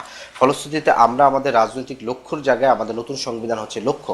ফলশ্রুতিতে সেই লক্ষ্য অর্জনের জন্য যদি আগামীর ইলেকশন আমার স্ট্র্যাটেজিক জায়গায় যদি মনে হয় এটা আমাদেরকে অংশগ্রহণ করতে হবে, সেটা তফসিল গঠনের পরে হয়তো সেটার বিষয়ে আমাদের আলোচনা করবে। কিন্তু আমরা আমাদের এই মুহূর্তে মনে করি বাংলাদেশের সমাধানের জন্য গণপরিষদ নির্বাচনটাই হচ্ছে একমাত্র এবং হচ্ছে সঠিক এবং স্থায়ী পদ্ধতি। বরঞ্চ গণপরিষদকে কোনোভাবে পাশ কাটিয়ে পুরনো কাঠামো, পুরনো সাংবিধানিক কাঠামো রেখে দেওয়া, পুরনো সিস্টেমে নির্বাচন করা এবং সেই নির্বাচনের মাধ্যমে, এবং আমরা আরও একটি যেটি সবচেয়ে বড় আশঙ্কা করতেছি যে আগামী জাতীয় নির্বাচন নিয়ে, সেই নির্বাচনটি আমরা দেখতে পাচ্ছি যে এটি কি 2008 সালের কিংবা 2018 সালের প্রি ডিসাইডেড একটি ইলেকশন হতে যাচ্ছে কিনা, অর্থাৎ সেটি একটি রাজনৈতিক দল এবং বিশেষ করে রাষ্ট্রের যে অন্যান্য এস্টাবলিশমেন্ট আছে, বিশেষ করে আপনার সরকারের ভিতরে বিভিন্ন সংস্থা, প্রশাসন এবং একই সাথে মিডিয়ারও বেশ কিছু এস্টাবলিশমেন্টের একটা যৌথ প্রযোজনা, একটি প্রি ডিসাইডেড এই জায়গাটাতে একটু আসি, ইলেকশন হচ্ছে কিনা সেটির একটি প্রশ্ন থেকে যায়। ওকে, এই জায়গাটাতে একটু আসি। গণপরিষদ নির্বাচন হলে সরকার পরিচালনা কে করবে? মানে গণপরিষদে নির্বাচিতরাই সরকার পরিচালনা করবে? হ্যাঁ, অবশ্যই গণপরিষদে যারা নির্বাচিত হবেন তারাই সরকার পরিচালনা করবেন, তারাই দেশের প্রধানমন্ত্রী থাকবেন, তারা মন্ত্রী পরিষদ নিয়োগ দিবেন, সচিবালয় পরিচালনা করবেন, তারাই সবকিছু গঠন করবেন, তারাই সর্বোচ্চ, এবং তারাই নতুন সংবিধানের যে ম্যান্ডেটটা অর্থাৎ এই গণপরিষদটা নির্বাচন আপনি বলতেছেন সেইটা জাতীয় সংসদ নির্বাচনের সঙ্গে আসলে মৌলিক তফাৎ নাই, কিন্তু তাদের হচ্ছে সংবিধানটা পরিবর্তন করতে হবে, এরকম একটা এজেন্ডা তাদের থাকবে। নতুন সংবিধান প্রণয়নের ম্যান্ডেটটা থাকবে তাদের, নতুন সংবিধান প্রণয়নের ম্যান্ডেট থাকবে, তাই তো? যে সেইটার জন্য আপনারা গণপরিষদ, আমার মনে হচ্ছে যে এইটা হয়তো পরবর্তীতে আপনাদের রাজনৈতিক একটা ঐক্যমত সৃষ্টি হইলেও হইতে পারে বিএনপির সঙ্গে, আমি জানি না। হারুন ভাই নিশ্চয়ই এ প্রসঙ্গে পরে বলবেন। আপনি যেটি বলতেছিলেন, আপনারা কি এখনো মনে করতেছেন যে প্রশাসনটা আসলে, আওয়ামী লীগ তো এখন আর নাই, তো প্রশাসনটা কি আসলে বিএনপির কবলে চলে গেছে বলে আপনি মনে করতেছেন? যে মাঠে যারা এসপি ওসি আছে বা যারা ডিসি বা টিএনও আছে তারা আসলে বিএনপির লোক, এরকম কি মনে করতেছেন আপনারা, বা জামাতের লোক, না কি মনে করতেছেন? মানে প্রশ্নটা কার কাছে চলে গেছে, মানে প্রশ্নটার ব্যাপারে কোথায় আপনাদের একটু দ্বিধা? এটা কি ভাই আমাকে? জি জি, আদিব আপনাকে বলছি, আপনাকে বলছি। আচ্ছা হ্যাঁ, এই জায়গাটি শুনেন, এখানে সুস্পষ্ট বিষয় সেটি হচ্ছে যে আমরা যে আশঙ্কাটি করছি যে আপনি দেখবেন যে কিছুদিন পূর্বেও কালের কণ্ঠ যে নিউজটি করেছে, বিশেষ করে যে বিএনপির সাথে একটা সিট বা আসনের একটা সমঝোতা হচ্ছে। তাহলে এই যে সমঝোতা হচ্ছে এবং এই তথ্যটি মিথ্যা একটা তথ্য জাতির সামনে দিয়ে, অর্থাৎ পুরো জাতিকে, অর্থাৎ এমন একটি ভাইব দেওয়া যে পুরো ইলেকশনটি হচ্ছে আসন সমঝোতার ভিত্তিতে, অর্থাৎ এখানে দিচ্ছে কে? বিএনপি দিচ্ছে। তাহলে বিএনপি যদি এই আসন দেয়, আমরা তাহলে তো 2008 সালের যে নির্বাচন, 18 সালের নির্বাচন হারুন ভাই, এটা আরো সে বাস্তব অভিজ্ঞতা বিএনপি সহ সবগুলো দল ডক্টর কামাল হোসেনের নেতৃত্বে একটি গিয়েছেন যে একটা কার্যকর বিরোধী দল কিংবা একটা সরকার গঠন করবে এরকম একটা বিষয়, কিন্তু আমরা পরবর্তীতে কি দেখেছি যে সেখানে গিয়ে তারা কিন্তু প্রতারিত হয়েছেন, রাজনৈতিক প্রতারণার শিকার হয়েছেন, অর্থাৎ প্রি ডিসাইডেড।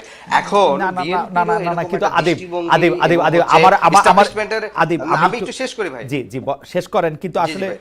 প্রেমিসটাই একটু আপনাকে একটু বলা দরকার ছিল। হ্যাঁ, না, বলেন। আপনারা যে পত্রিকার জি। বা গণমাধ্যমের একটা সংবাদের উপর ভিত্তি করে যেটা আশঙ্কা করতেছেন বা যেটা আশা করতেছেন, সেটার ক্ষেত্রে আমি আপনাকে বলতেছি যে 91 সাল থেকে 96, 99 সবসময় পত্রপত্রিকায় এরকম ভাবেই ইলেকশনের তফসিল হওয়ার আগে বা 4-5 মাস আগে, হারুন ভাই ভুল হইলে আমাকে ঠিক করে দিয়েন, যে তারা এরকম বলে এরশাদ সাহেব এবার বিএনপির সাথে জোট করতেছে, এইবার এরশাদ সাহেবের দল ভাঙা গিয়ে একটা আওয়ামী লীগের সাথে চলে যেতেছে, এইবারের ইলেকশন হবে সমঝোতার ভিত্তিতে ইলেকশন, মাঠের আগে টেবিলের ইলেকশন হবে। এগুলি পত্রপত্রিকায় হেডিং করে ভাই, ওইটা প্র্যাকটিক্যাল প্রবলেম না। কারণ হচ্ছে পত্রপত্রিকাগুলি আপনি দেখবেন, এই পত্রিকায় যে পত্রিকার আপনি নাম বলছেন তারাই 2 দিন পরে বৈঠক করবে যে কোনোভাবেই সমঝোতা হচ্ছে না এনসিপি এবং বিএনপির, কথার কথা আর কি। মানে এইগুলির এত বেশি গুরুত্ব দেওয়ার কিছু নাই, এটা অনুমান ভিত্তিক রিপোর্ট, এরকম এরা করেই। আমি একটা সিমটমস বললাম আর কি, আপনি জি। এটা জাস্ট একটা সিমটমস। আপনি এখানের একটি যে পত্রিকার নামটি আমি নিয়েছি সেই পত্রিকাটি তো শুধু একটি পত্রিকা না, এটার সাথে বড় একটা এস্টাবলিশমেন্ট, মানে এস্টাবলিশমেন্ট বলতে কি আপনি যদি তার পিছনের গ্রুপ দেখেন, সেই গ্রুপের প্রতি রাজনৈতিক কিংবা সরকারের আচরণ, এবং সেই গ্রুপ এখন কোন মাধ্যমে এবং এই গ্রুপগুলো এই পত্রিকাগুলো এখন কাদের দ্বারা পরিচালিত হচ্ছে। একটা অর্থাৎ প্রশ্ন করতে পারি, আমি যেটা আপনারা কি বলছি যে ইফতারির একটা টাকা রাষ্ট্রের যে ওই establishment গ্রুপটা থাকে, থেকে নিছিলেন? একটা প্রশ্ন করি মাঝখানে, ইফতারের টাকা কি ওই গ্রুপ থেকে না নিছিলেন? আমাদের ইফতারির টাকা এই গ্রুপ থেকে তো নেওয়াই হয়নি, বরঞ্চ আপনাদের এখানে যে একটা পারসেপশন হচ্ছে বিএনপি বা অন্যান্যরা আপনারা করে দোষর, থাকে বিশেষ করে আপনারা যে আপনারা দোষর করে সবাইকে, মানে আমি না, একটা কথা এখানে- বলে আরেকটা দোষর বলে ফেললেন। অন্য সময় তো যাদের বিরুদ্ধে ফৌজদারি মামলা আছে তাদেরকেও না, না, কিছু না, বলেন না। মানে বাংলাদেশের কোন আইন একজন না, না, ব্যবসায়ী না, ভঙ্গ ভাই, করছেন, এখানে উনি কারাগারে স্পষ্ট, আছেন, ভাই। আর আরেকজন ব্যবসায়ী এখন মৌজ করে আরামে আছেন, সেটা কোন আইনে আমি কিন্তু এটা জানি না। কোন আইনে একটা ব্যবসায়ীর না, পত্রিকা না, অফিসে এখানে মব হচ্ছে আপনি- আরেকটাতে মব হচ্ছে না, আমি জানি না কিন্তু আইনটা কি। না, এখানে আপনি তো স্পষ্ট করে আপনি দেখছেন যে আপনি যেই প্রশ্নটি তুলছেন যে একটি পুরো গ্রুপের প্রত্যেকটি হাউস যেভাবে আমাদেরকে ফ্রেমিং করছে এবং অভ্যুত্থানের নেতৃত্ব সবাইকে মিলে, সেটা থেকে আপনার স্পষ্ট বিষয়টি হয় যে এই গ্রুপের সাথে আমাদের দূরবর্তীতম কোনো সম্পর্ক কিংবা হচ্ছে কোনো ধরনের আলাপ আলোচনা কিংবা টেবিলেও বসা হয় না। ফলশ্রুতিতে এই যে অভিযোগটা করা হয় সেই অভিযোগটাই তাদের এই পত্রিকাগুলোর একপাক্ষিক আচরণের মাধ্যমে কিন্তু এটা খারিজ হয়ে যায়। ফলশ্রুতিতে এই যে অভিযোগটা করা হয় এটা কোনোভাবে আসলে সঠিক না। আমি যে জায়গাটি বলছি যে এইটা একটা সিমটমস, আমি যেই বিষয়টি আপনাকে বলতে চাচ্ছিলাম যে আমরা কেন আশঙ্কা করতেছি, আমরা আশঙ্কা করতেছি সরকারের জায়গা থেকে সরকার বিএনপি নির্বাচন কিংবা হচ্ছে সংস্কার রিলেটেড যেই স্ট্যান্ডটা নেয় সেই স্ট্যান্ডের প্রতি এক ধরনের হচ্ছে তারা ঝুঁকে যায়। আমি জাস্ট হচ্ছে আপনাকে একটি উদাহরণ দিই, আপনি দেখেন এই যে ঐক্যমত কমিশনের পক্ষ থেকে যে জুলাই সনদের চূড়ান্ত খসড়া যেটা আর কি দলগুলোর কাছে দেওয়া হচ্ছে, সেখানে 8টি অঙ্গীকার নাম আছে। সেই অঙ্গীকার নামার মধ্যে একটি সরকারের ডিজায়ার হচ্ছে যে তারা এই জুলাই সনদের যে বিধিগুলো আছে, প্রস্তাব কিংবা সুপারিশ, সেগুলো সংবিধানের উপরে স্থান দিতে চেয়েছেন, এবং একই সাথে তারা হচ্ছে কিন্তু সংবিধানের সাথে সেটা যদি দ্বিমত হয় তাহলে সেটিকে অগ্রাধিকার দেওয়ার চেষ্টা করছেন। তার মানে হচ্ছে কি যে সরকারের ঐক্যমত কমিশনের এমন একটি অবস্থান তৈরি হচ্ছে যে তারা একটি নতুন সংবিধান আশা করতেছেন, অর্থাৎ কারণ নতুন সংবিধান ছাড়া তো আপনার বিদ্যমান সংবিধানের উপরে আপনি হচ্ছে ওইভাবে স্থান দিতে পারবেন না। কিন্তু সমস্যা যেটি হচ্ছে যে এটি যদি আমি একটু অন্যভাবে উদাহরণটা দেই, যে অনেক সময় দেখবেন যে ফ্যামিলিতে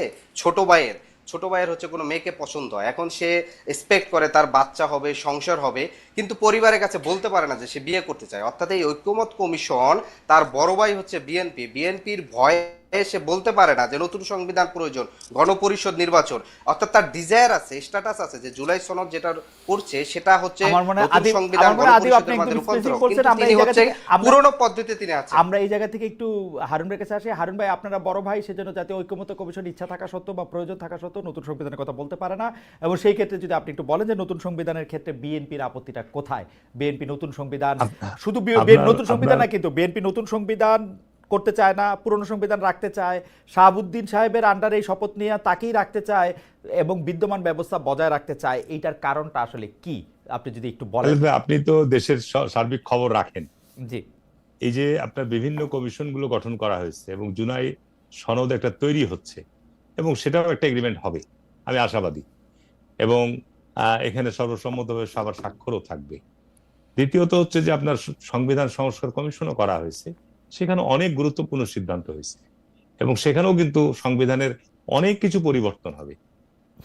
এখন এই বিষয়গুলোর প্রতি তো আস্থা এবং বিশ্বাস রাখতে হবে। নতুন সংবিধান আর সংবিধান যে সমস্ত বিষয়গুলো পরিবর্তন হওয়া প্রয়োজন, বাংলাদেশের 72-এর সংবিধান তৈরি হওয়ার পর 15টা সংশোধনী এসছে এবং এটাই শেষ না। আপনি যদি আজকে বলেন পৃথিবী চলমান, চলছে, চলে যাবে, আমরা আজকে চলে যাব, এরপর আবার দেখা যাবে ওই সংবিধান আবার নতুন করে সংশোধিত হবে সময়ের প্রয়োজনে, যুগের প্রয়োজনে, চাহিদার প্রয়োজনে। এখন বর্তমানে আমরা যে পর্যায় পর্যন্ত আমরা ঐক্যমতে যেতে পারছি, সেই জায়গাগুলো তো অবশ্যই আপনার সাংবিধানিক ভাবে একটা জায়গা আসবে এবং এটা যেহেতু একটা রাজনৈতিক সমঝোতা হচ্ছে, সেই ক্ষেত্রে এটা আস্থা বিশ্বাসের প্রশ্ন।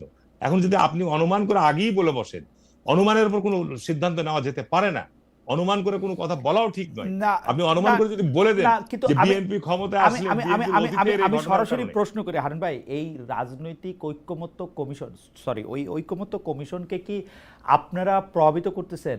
আমি প্রায় দেখি কিন্তু ঐক্যমত্য কমিশন বিটিভিতে দেখায়, তো আমি দেখি যে সব পার্টির লোকেরা কথা বলতে সময় একরকম, বিএনপি কথা বলার সময় যিনি তাকে ইন্ট্রোডিউস করে দেন তার সেটা অন্যরকম। আলী রিয়াজ স্যার যখন ওই প্রশ্নের কোনো একটা জবাব দিতে চান তার টোন অন্যরকম। আমি কিন্তু যদি ধরেন আমি বিদেশে থাকি, আমি চিনি না কোনটা বিএনপি এনসিপি, বাংলাদেশে 1 2 3 4 5 6 7 8 নাম্বার দল কোনটা আমি চিনি না। আমি তো একবারে চিনতাম যে হ্যাঁ এবার সালাউদ্দিন সাহেব কিছু একটা বলবে, এখন আলী রিয়াজ স্যার ছাত্রের মতো শুনবে যে হ্যাঁ সালাউদ্দিন সাহেব এখন কি বলতেছে। আচ্ছা, এখানে আমার ধারণা যে আপনার এই যে সংলাপের অনুষ্ঠানগুলোতে 32টা রাজনৈতিক দল রাইট অংশগ্রহণ করছে। আচ্ছা, একটা বিষয় আপনি বলেন যে আমাদের নির্বাচন কমিশনের বিভিন্ন রাজনৈতিক দলের নিবন্ধন দেওয়ার যে বিধান নীতিমালা রয়েছে, রাইট, আপনি বলেন তো এই নীতিমালা বিধান অনুযায়ী কি সংবিধান এই সংগঠনগুলোর আপনার নিবন্ধন দেওয়া হয়? না, অতীতে দেওয়া হয়েছে? না দেওয়া হয় না বাংলাদেশে তাহলে আপনি বিবেচনা যখন আপনি যাচ্ছেন আলোচনায়, হ্যাঁ তখন শেখ হাসিনা নির্বাচনের সময় বলেছে আরে 40টা নিবন্ধিত রাজনৈতিক দল, আরে 32টাই তো নির্বাচনে অংশগ্রহণ করছে, বিএনপি না করলো তো শেখ হাসিনা এখন বিষয়টা হচ্ছে সরকার তো দুষ্ট, আপনি যখন শেখ হাসিনা সরকার তো দুষ্ট, আমার আলী রিয়াজ স্যার তো ভালো। এখন কথা তো হচ্ছে দাওয়াত দিলেন কেন 32টা রাজনৈতিক দল? দাওয়াত তিনটারে দিতেন, বিএনপি, জামাত। এটা তো আমি বলতে পারবো না, এটা তো আমি বলতে পারবো না। এখন বিষয়টা হচ্ছে যে আপনি যখন একটা সংলাপে বসছেন তখন 32টা দল, তখন বলছে সংখ্যাগরিষ্ঠ দল।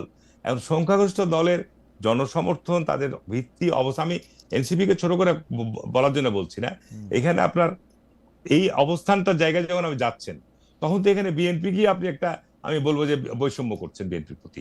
সুতরাং এখানে বাস্তবতাটা কি? বিএনপি না যাইতো না, বিএনপি না গেলে তো আপনার যে উদ্দেশ্য নিয়ে সংলাপটা আয়োজন করা হচ্ছে, বিএনপি না গেলে তো সংলাপই হবে না, বিএনপি না গেলে তো আপনার সমাধানটাই হবে না। হারুন ভাই আমি কি বুঝি আমি আপনাকে বলি, আমি আমার ক্লাসের সবচেয়ে ভালো ছাত্র ছিলাম, কিন্তু ক্লাসে যখন হেড স্যার 20 জন ছাত্রকে ডাকলেন আমাদের একসাথে বলার জন্য আগামী মেট্রিক পরীক্ষাটা আমরা কিভাবে অংশগ্রহণ করব, সেই সময় তিনি কিন্তু আমাদের 20 জনকে একই রকম সম্মান দিলেন, একই রকম মর্যাদা দিলেন।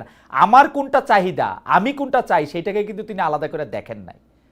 আপনারা যখন জাতীয় ঐক্যমত্য কমিশনে বসছেন, আপনি আর 32 নম্বর দলটা তো একই রে ভাই, এইটা তো আমাকে মানতে হবে। না, এখানে পার্থক্য আছে খালেদ ভাই, এটার সাথে আমি আপনার সাথে দ্বিমত করব।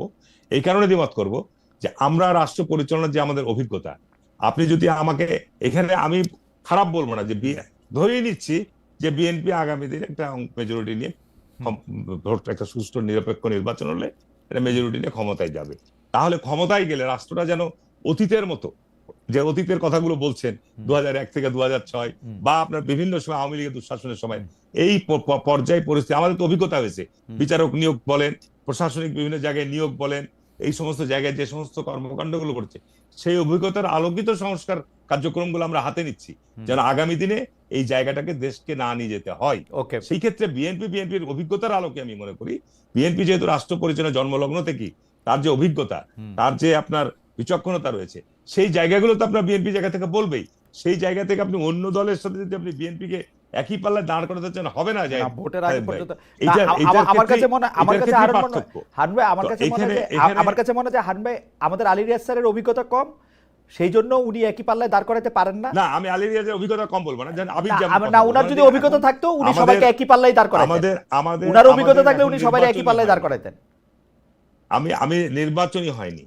আপনার নির্বাচন এখন সবচেয়ে জাতির যেটা বড় প্রয়োজন, যে ক্রাইসিসের মধ্যে আমরা আছি, এই ক্রাইসিস থেকে উত্তরণের সবচেয়ে একটা বড় প্রয়োজন একটা অবাধ, সুষ্ঠু, গ্রহণযোগ্য, নিরপেক্ষ নির্বাচন। এবং এই Absolutely. নিরপেক্ষ নির্বাচনের মধ্যে হ্যাঁ। যদি আপনার কোনো ধরনের প্রশাসনিক, যেটা নির্বাচন, আমি 30 বছর থেকে জাতীয় সংসদ নির্বাচন করে আসছি, নির্বাচনের মধ্যে যদি কোনো টায়ারের কোনো সরকারি প্রতিষ্ঠানগুলোর, আপনার সেনাবাহিনীর জায়গা থেকে হোক, প্রশাসনের জায়গা থেকে হোক, আপনার আইন প্রক্রিয়া সংস্থার জায়গা থেকে হোক, যদি কোনো ধরনের অনিয়ম পরিলক্ষিত, তাহলে কিন্তু দেশের সর্বনাশ হবে। Absolutely. এই বিষয়টি আমি হারুন ভাই, মনে করি হারুন ভাই, এইটা আপনার চেয়ে সর্বপ্রথম। বেশি আর কে জানে হারুন ভাই? আমি শুধু বলতে চাইছিলাম, যদি আপনারা রাজনৈতিক ঐক্যমত্য কমিশন যদি বিএনপি নির্বাচনের আগে বিএনপিকে আলাদা এবং সবচেয়ে বড় দল হিসেবে বিবেচনা করে, এইটার খারাপ দিক হলো প্রশাসনে এইটার মাধ্যমে একটা মেসেজ যায়।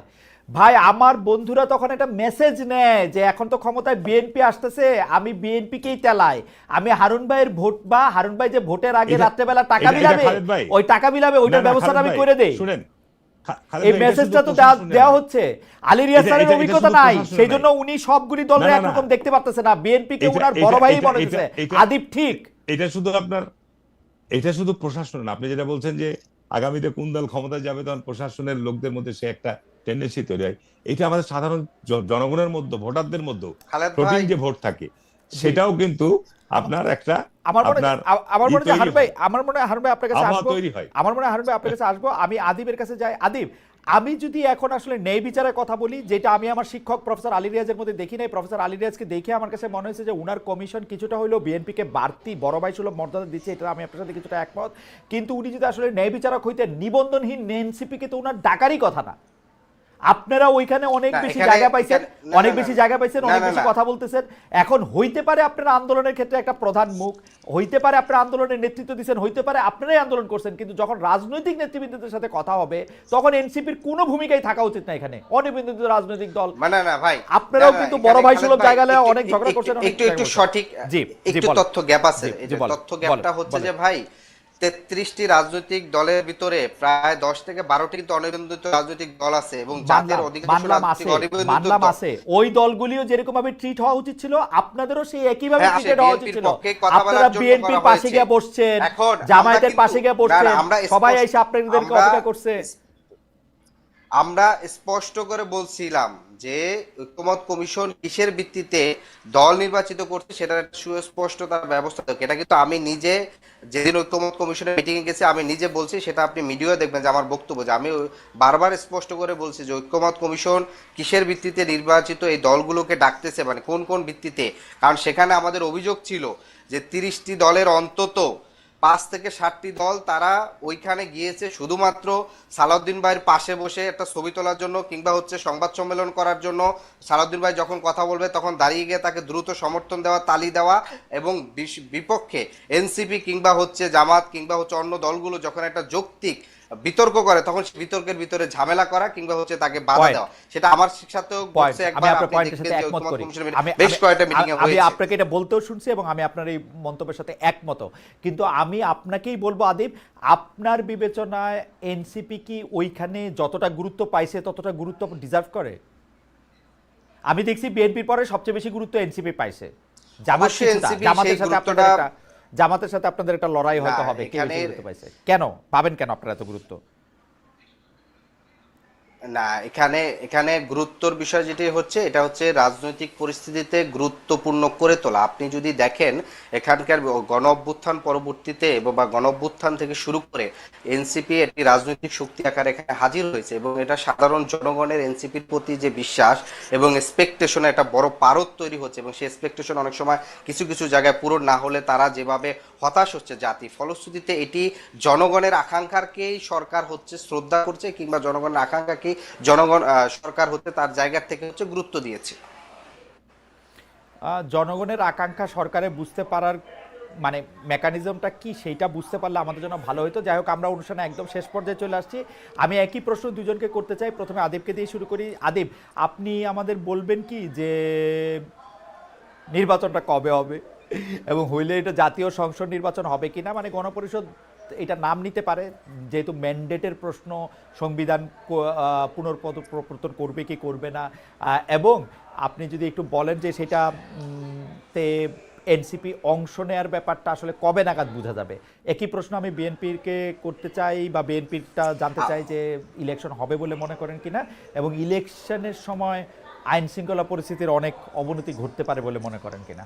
আমি প্রথমে আদিবকে জানতে চাইবো যে আদিব, আপনি যদি একটু বলেন যে ইলেকশনটা কবে হবে, এনসিপি আমরা ইলেকশনে অংশ স্পষ্ট নেবে করে কিনা। বলেছি, সেটি আপনার এই বক্তব্যে স্পষ্ট করে বলেছিলাম যে এনসিপি অবশ্যই ইলেকশনে অংশগ্রহণ করবে, সেটি অবশ্যই গণপরিষদ নির্বাচনে অংশগ্রহণ করবে। কোনোভাবেই সরকারের বিভিন্ন, সরকার শুধু না, রাষ্ট্রের বিভিন্ন এস্টাবলিশমেন্টের সম্মিলিতভাবে একটি প্রি ডিসাইডেড ইলেকশন করে, বিশেষ করে বিভিন্ন সংস্থা, ব্যবসায়িক গ্রুপ, মিডিয়া গ্রুপ এবং বিএনপিও সহ ইনক্লুডিং, যে একটি প্রি ডিসাইডেড ইলেকশন করতে যাচ্ছে, যে ইলেকশনে বিএনসিপিকে নেওয়ার জন্য বরঞ্চ নানাভাবে হচ্ছে চতুর্দিক থেকে প্রেশার ক্রিয়েট করা, কিংবা হচ্ছে তাদেরকে বিভিন্ন ধরনের বিব্রতকর প্রেশার দিয়ে হচ্ছে তাদেরকে হচ্ছে নানাভাবে নির্বাচনে নেওয়া, তার প্রি ডিসাইডেড, যাতে ইলেকশনটা একটি স্বীকৃতি পায় এবং সেই স্বীকৃতির মাধ্যমে যেন হচ্ছে আপনার হচ্ছে বিএনপি একটি জাতির সামনে দেখাতে পারে যে এটি ইনক্লুসিভ নির্বাচন হয়েছে, সেই নির্বাচনের মাধ্যমে সে ক্ষমতা গ্রহণ করতে। বরঞ্চ এটা এনসিপি কোনোভাবেই, বিএনপি যেভাবে 2018 সালে ভুল করেছে, 2008 সালে নির্বাচনে অংশগ্রহণ করে তারা প্রতারিত হয়েছে, সেই ভুল কিন্তু এনসিপি করবে না। ফলে এনসিপি মনে করতেছে আমাদের এই মুহূর্তে যে সমাধান, সেটি গণপরিষদ নির্বাচন, এবং সেটি হচ্ছে রাষ্ট্রের গণতন্ত্র ফিরিয়ে আসা, আইনের শাসন, রাষ্ট্রের জনগণ নাগরিক হিসাবে মর্যাদা প্রতিষ্ঠা করা, রাষ্ট্রের যে প্রতিষ্ঠানগুলো নিরপেক্ষ থেকে জনগণের অধিকারকে প্রতিষ্ঠা করে। বরং আমরা দেখে থাকি যে বিদ্যমান ব্যবস্থার মাধ্যমে সেই নির্বাচনে অংশগ্রহণ করলে সেই প্রতিষ্ঠানগুলো, রাষ্ট্রের যে প্রধানমন্ত্রী থাকে, একক ব্যক্তির কর্তৃত্ব ইচ্ছার উপরে সকল কিছু হয়ে থাকে। আপনি দেখেন যে এই যে 4টা প্রতিষ্ঠান, সাংবিধানিক প্রতিষ্ঠান, সেই প্রতিষ্ঠানগুলো আমরা দেখেছি এখন পর্যন্ত বিএনপি কিন্তু আপত্তি দিয়ে রাখছে। একই সাথে কিন্তু ঐক্যমত কমিশন কিন্তু বারবার বলেছে প্রধানমন্ত্রী থাকাকালীন কোনো দলের প্রধান থাকতে পারবে না, সেগুলো তো হয় না। ফলশ্রুতিতে কোনো ধরনের চাপ প্রয়োগ করে সংস্থার দ্বারা হচ্ছে মিথ্যা তথ্য ছড়িয়ে এনসিপি কে কোনোভাবে প্রি ডিসাইডেড ইলেকশনে এভাবে নেওয়া যাবে না। বরং এনসিপি মনে করে বাংলাদেশের জাতি ও মানুষের জন্য, স্বাধীনতা সার্বভৌমত্বের জন্য গণপরিষদ নির্বাচন এবং নতুন সংবিধানই হচ্ছে সমাধান। ওকে, আপনাকে ধন্যবাদ জনাব আদিব। আমরা একটু হারুন ভাই আপনার কাছ থেকে শুনতে চাই যে এই প্রসঙ্গে নির্বাচনটা কবে হবে, আইন শৃঙ্খলা পরিস্থিতি নিয়ন্ত্রণে থাকবে কিনা, আমরা একটা শান্তিপূর্ণ সুষ্ঠু নির্বাচন দেখব কিনা। আমি অত্যন্ত স্পষ্টভাবে বলছি যে নির্বাচন, যেটাই আপনার সরকারের এখন টার্গেট, মধ্য ফেব্রুয়ারির পূর্বে নির্বাচন অনুষ্ঠিত হওয়া, সেটি অবশ্যই আপনার নির্বাচন অনুষ্ঠিত করতে হবে জাতীয় স্বার্থে, জনগণের স্বার্থে, দেশের স্বার্থে। দ্বিতীয়ত, এই নির্বাচনটি হতে হবে সকলের কাছে গ্রহণযোগ্য, অবাধ, সুষ্ঠু, নিরপেক্ষ, এবং প্রশাসনিক দায়িত্বে যারা নির্বাচন অনুষ্ঠানের দায়িত্ব পালন করবেন, আইন সেনাবাহিনী থেকে শুরু করে একেবারে নিম্ন পর্যায় পর্যন্ত সকলেই আপনার একটা দায়বদ্ধতা এবং জবাবদিহিতার মধ্যে থাকতে হবে। আমি অনুমান করে এই প্রি ডিসাইডেড আপনার নির্বাচন, এখানে বিএনপিকে কেউ নির্বাচিত করার জন্য আমরা নির্বাচন করব না। আমি ব্যক্তিগতভাবে পরিষ্কার বলে দিচ্ছি যে বিএনপির জায়গা থেকে যে আমরা চাই দেশে একটি গণতান্ত্রিক প্রতিষ্ঠান ফিরে আসুক। আর দ্বিতীয়ত কথা হচ্ছে, পৃথিবীর কোন দেশে, কয়টি দেশে আছে যে প্রধানমন্ত্রী থাকলে দলের প্রধান থাকতে পারবে না? এটা ভারতে আছে না, পাকিস্তানে আছে না, পৃথিবীর যেসব দেশে গণতান্ত্রিক চর্চা হয়, ধরেন কোথাও নাই হারুন ভাই, বাংলাদেশে কি অসুবিধা? না না, আদিব আমি একটু বলি, আমি বলি, ধরেন এই পৃথিবীতে কোথাও নাই, বাংলাদেশে থাকতে কি অসুবিধা? না না, বাংলাদেশে কেন করবেন? সংসদ নেতা প্রধানমন্ত্রী হন। সংসদ নেতা কারা নির্বাচিত করে? সে দলের প্রধান হতে পারে, নাও পারে। না না, সংসদ নেতা প্রধানমন্ত্রী না না, দলীয় প্রধান প্রধানমন্ত্রী, দলীয় প্রধান প্রধানমন্ত্রী হতে পারবে না। না, দলীয় প্রধান নেতা হয়, সংসদ নেতা প্রধানমন্ত্রী হয়, আপনার সংসদের প্রধানমন্ত্রী হয়, সংসদের প্রধানমন্ত্রী হন। হ্যাঁ, তাহলে দলীয় নেতা হই দলের প্রধান হন, দলীয় নেতা হই না। সংসদ নেতা যদি দলের প্রধান হন, তাহলে তো সেই ক্ষেত্রে তার প্রধানমন্ত্রী হতে বাধা নাই। আপনি ইন্ডিয়ার কথা দেখেন কন্ট্রাডিক্ট করা তো কোনো প্রয়োজন নাই। ইন্ডিয়াতে দলের প্রধান অমিত শাহ। আপনার ইন্ডিয়াতে ইন্দিরা গান্ধী, ইন্ডিয়াতে আপনার আপনি বর্তমান ইন্ডিয়াতে দলের প্রধান অমিত শাহ, বিজেপির প্রধান অমিত শাহ। না, এখানে তো তারা কোয়ালিশন সরকার করে আছে। কোয়ালিশন সরকারের জন্য না, যতদিন নরেন্দ্র মোদী প্রধানমন্ত্রী ততদিন অমিত শাহ হচ্ছে বিজেপি প্রধান। না না, ঠিক আছে, তো অমিত শাহ তো একটা দলের প্রধান, কিন্তু নরেন্দ্র মোদী তো হচ্ছে তাদের জোটের প্রধান। না না, জোটের প্রধানমন্ত্রী তাদের ভাই ভাই, আমি আপনাকে বলি, এই ইংল্যান্ড আছে না, ইংল্যান্ডের মধ্যে হচ্ছে যে লেবারের মিনিস্টার যখন মানে দলের মানে সংসদ নেতা হন, তখন ডিফেক্টো দলের প্রধান হয়ে যায় হচ্ছে উপপ্রধানমন্ত্রী, বুঝছেন? মানে তিনি আর দলের কার্যক্রমে অংশগ্রহণ করেন না। আলেন ভাই, আমি পৃথিবীর আপনার বিভিন্ন দেশে আপনি ফ্রান্সের কথা চিন্তা করেন, ইরানের কথা চিন্তা করেন, ব্রিটেনের কথা চিন্তা করেন, আমেরিকার কথা চিন্তা করেন, ভারতের কথা চিন্তা করেন, এক একটা দেশে যে গণতান্ত্রিক প্র্যাকটিস, আপনি এটা প্রস্তাব করতে পারেন, কিন্তু এখন এটা না হলে আপনার সব ধ্বংস হয়ে গেল, এটা হলে সব সমাধান হয়ে যাবে, না, কিন্তু এই আমার কাছে দায়িত্ব মনে আমরা হয় কেউ কি, নিতে আমার পারবো? কাছে মনে কি, কিন্তু আমি আমার মনে কাছে করি মনে না, কি হারুন আমি ভাই, মনে করি আপনি এইটা কোনো ইস্যু, আপনি ভেটারেন পার্লামেন্টেরিয়ান, এটা আপনি কোনো ইস্যু হতে আমার পারে মনে না। হয় আপনি ভেটারেন পার্লামেন্টেরিয়ান, আপনি আরো ভালো জানবেন। ধরেন টেকনিক্যালি আমি ধরে নিলাম যে তারেক রহমান সাহেব বাংলাদেশের প্রধানমন্ত্রী হইলেন, তিনি বিএনপির প্রধান না থাকলে আমার কাছে ভালোই লাগবে। ধরেন বিএনপির প্রধান না, আপনি সেটা- হইলেন, বিএনপির প্রধান আপনি হইলেন, সেটা- এটা আমার ভালোই লাগবে, না, খারাপ লাগবে না। সেটা হতে প্রধানমন্ত্রী পারে একজন, আপনার, সেটা ভবিষ্যতে- দল আর সরকার আলাদা। সেটা যেহেতু আলোচনা হচ্ছে, সেটা হতে পারে, সেটা হতে পারে। বাংলাদেশের 50 বছর ইতিহাসে শেখ মুজিবুর তার দলের প্রধান ছিল, সেই সংসদের নেতা ছিল, সেই খারাপ বাংলাদেশের হয়েছিল প্রেসিডেন্ট কাজটা, ছিল। খারাপ হয়েছিল হ্যাঁ, কাজটা। তো যাই হোক, এটা আপনার এরশাদও তাই, এরশাদও তাই, জিয়াউর রহমানও তাই, শেখ হাসিনা তাই, বেগম খালেদা জিয়াও তাই। উদাহরণগুলি ভালো না এখন ভাই।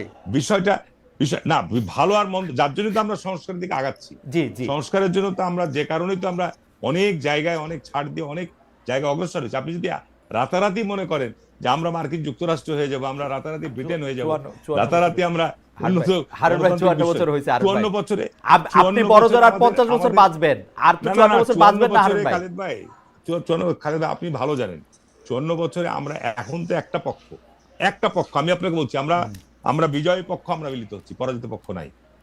বাংলাদেশের তো দুর্ভাগ্য এখানেই যে আমরা যদি আপনার স্বাধীনতা যুদ্ধের পর পরাজিত পক্ষ আর বিজিত পক্ষ মিলিতভাবে আপনার দেশকে নিয়ে এগোতে পারতাম, তাহলে তো দেশের সংকট আজকে হতো না। এটা হচ্ছে বাস্তব সত্য কথা, এই কথাটা আপনাকে ভাবতে হবে। সেজন্য আপনি আপনারা ছোট ছোট, 15 বছর আমরা বিএনপি সেজন্য আপনারা ছোট ছোট জিনিসগুলি একটু মাইনা নেন। ইভেন আপনার খালেদ ভাই দেখেন, তত্ত্বাবধায়ক সরকার ব্যবস্থার জন্য সংলাপে আমরা একটা জাস্ট সংসদে একটা আইবাস সংলাপ হয়েছিল, আমরা বুঝতে পারিনি রাজনৈতিক দল। এটা 50 বছর আমাদের ব্যর্থতা নিঃসন্দেহে, কিন্তু আমরা তখন বসছি। কিন্তু তারপর আপনাকে ভাবতে হবে, আমি খোলাখুলি বলছি যে তারপর আমরা বিজয়ী পক্ষ বসছি। ওকে, আমাদের হারুন ভাই, আমাদের টাইম শেষ, আমাদের টাইম শেষ, কিন্তু শেষ কথা, জি একেবারেই শেষ কথা, যে নির্বাচনে যারা এখন প্রতিবন্ধকতা করবে, নির্বাচনকে যারা অনুষ্ঠানের ক্ষেত্রে বিভিন্ন রকম শর্ত আরোপ করবে, আমি মনে করি এটা গণতন্ত্রের জন্য ক্ষতি হবে, রাষ্ট্রের জন্য ক্ষতি হবে। ওকে, আমাদের নির্বাচন একটা অবাধ, সুষ্ঠু, নিরপেক্ষ, নির্ধারিত সময়ে হওয়া প্রয়োজন, এটা জাতির স্বার্থে এবং দেশের স্বার্থে। আজকে আমরা পুরো অনুষ্ঠানটি করেছিলাম হচ্ছে যে জুলাই সনদ কখন, এই শিরোনামে, কারণ এই ব্যাপারগুলি আজকে ফয়সালা হওয়া দরকার ছিল। সেজন্য একটা লাস্ট প্রশ্ন হিসাবে আপনার কাছে আসছে, আপনি যদি এটা বলেন, আমরা আদিবকে দিয়ে শেষ করি, আদিবকে দিয়ে শুরু করছিলাম। হারুন ভাই, আপনি যদি বলেন যে জুলাই সনদ কখন বলে আপনি মনে করেন, আপনি 1-2 মিনিটে যদি বলেন, আমি আর ইন্টারাপ্ট করতেছি না, আদিব শেষ করে দিলাম। জুলাই সনদের ব্যাপারে তো একটা আলোচনা হচ্ছে এবং খসড়ার একটা তৈরিও হয়েছে, এবং এই ক্ষেত্রে তো বিএনপির জায়গা থেকে, আমাদের স্ট্যান্ডিং কমিটি মিটিং থেকে সিদ্ধান্ত হয়েছে এই জুলাই সনদে যে সমস্ত বিষয়ে আমরা ঐক্যমত পোষণ করেছি, আমরা সেখানে স্বাক্ষর করব, আমরা সেখানে আপনার সম্মতি দিব, কোনো অসুবিধা নাই তো। Thank you. আদিব, এটা যদি একটু বলতেন, জুলাই সনদ কখন এবং বিএনপি স্বাক্ষর দিয়ে দিবে? না, আমরা জুলাই সনদের বিষয় স্পষ্ট বলেছিলাম যে বিএনপি যেখানে এখানে বারবার বলেছে শুধুমাত্র এটি একটি রাজনৈতিক অঙ্গীকারের জায়গা। আমরা দেখেছি যে জাতি এর পূর্বেও রাজনৈতিক অঙ্গীকার বিশ্বাস করে বারবার প্রতারিত হয়েছে, যেটার ইতিহাস 90-এর গণ অভ্যুত্থান পরবর্তীতে আমরা দেখেছি এবং অন্যান্য সময় দেখেছি। ফলশ্রুতিতে আমরা বারবার বলেছি যে জুলাই সনদকে অবশ্যই আইনি ভিত্তি এবং সাংবিধানিক ভিত্তি দিতে হবে, এবং এটি গণপরিষদ নির্বাচনের পূর্বে এই জুলাই সনদ একটি অন্যতম ভিত্তি হতে পারে। ফলশ্রুতিতে জুলাই সনদকে অবশ্যই আইনি ভিত্তি এবং সাংবিধানিক ভিত্তি ব্যতীত এটি শুধুমাত্র এটি কাগজে বা আগে পরিণত হবে, যেটা আসলে পরবর্তীতে যারা নির্বাচিত হবে তারা দেখেছে যে এখানে হেসে হেসে বলবে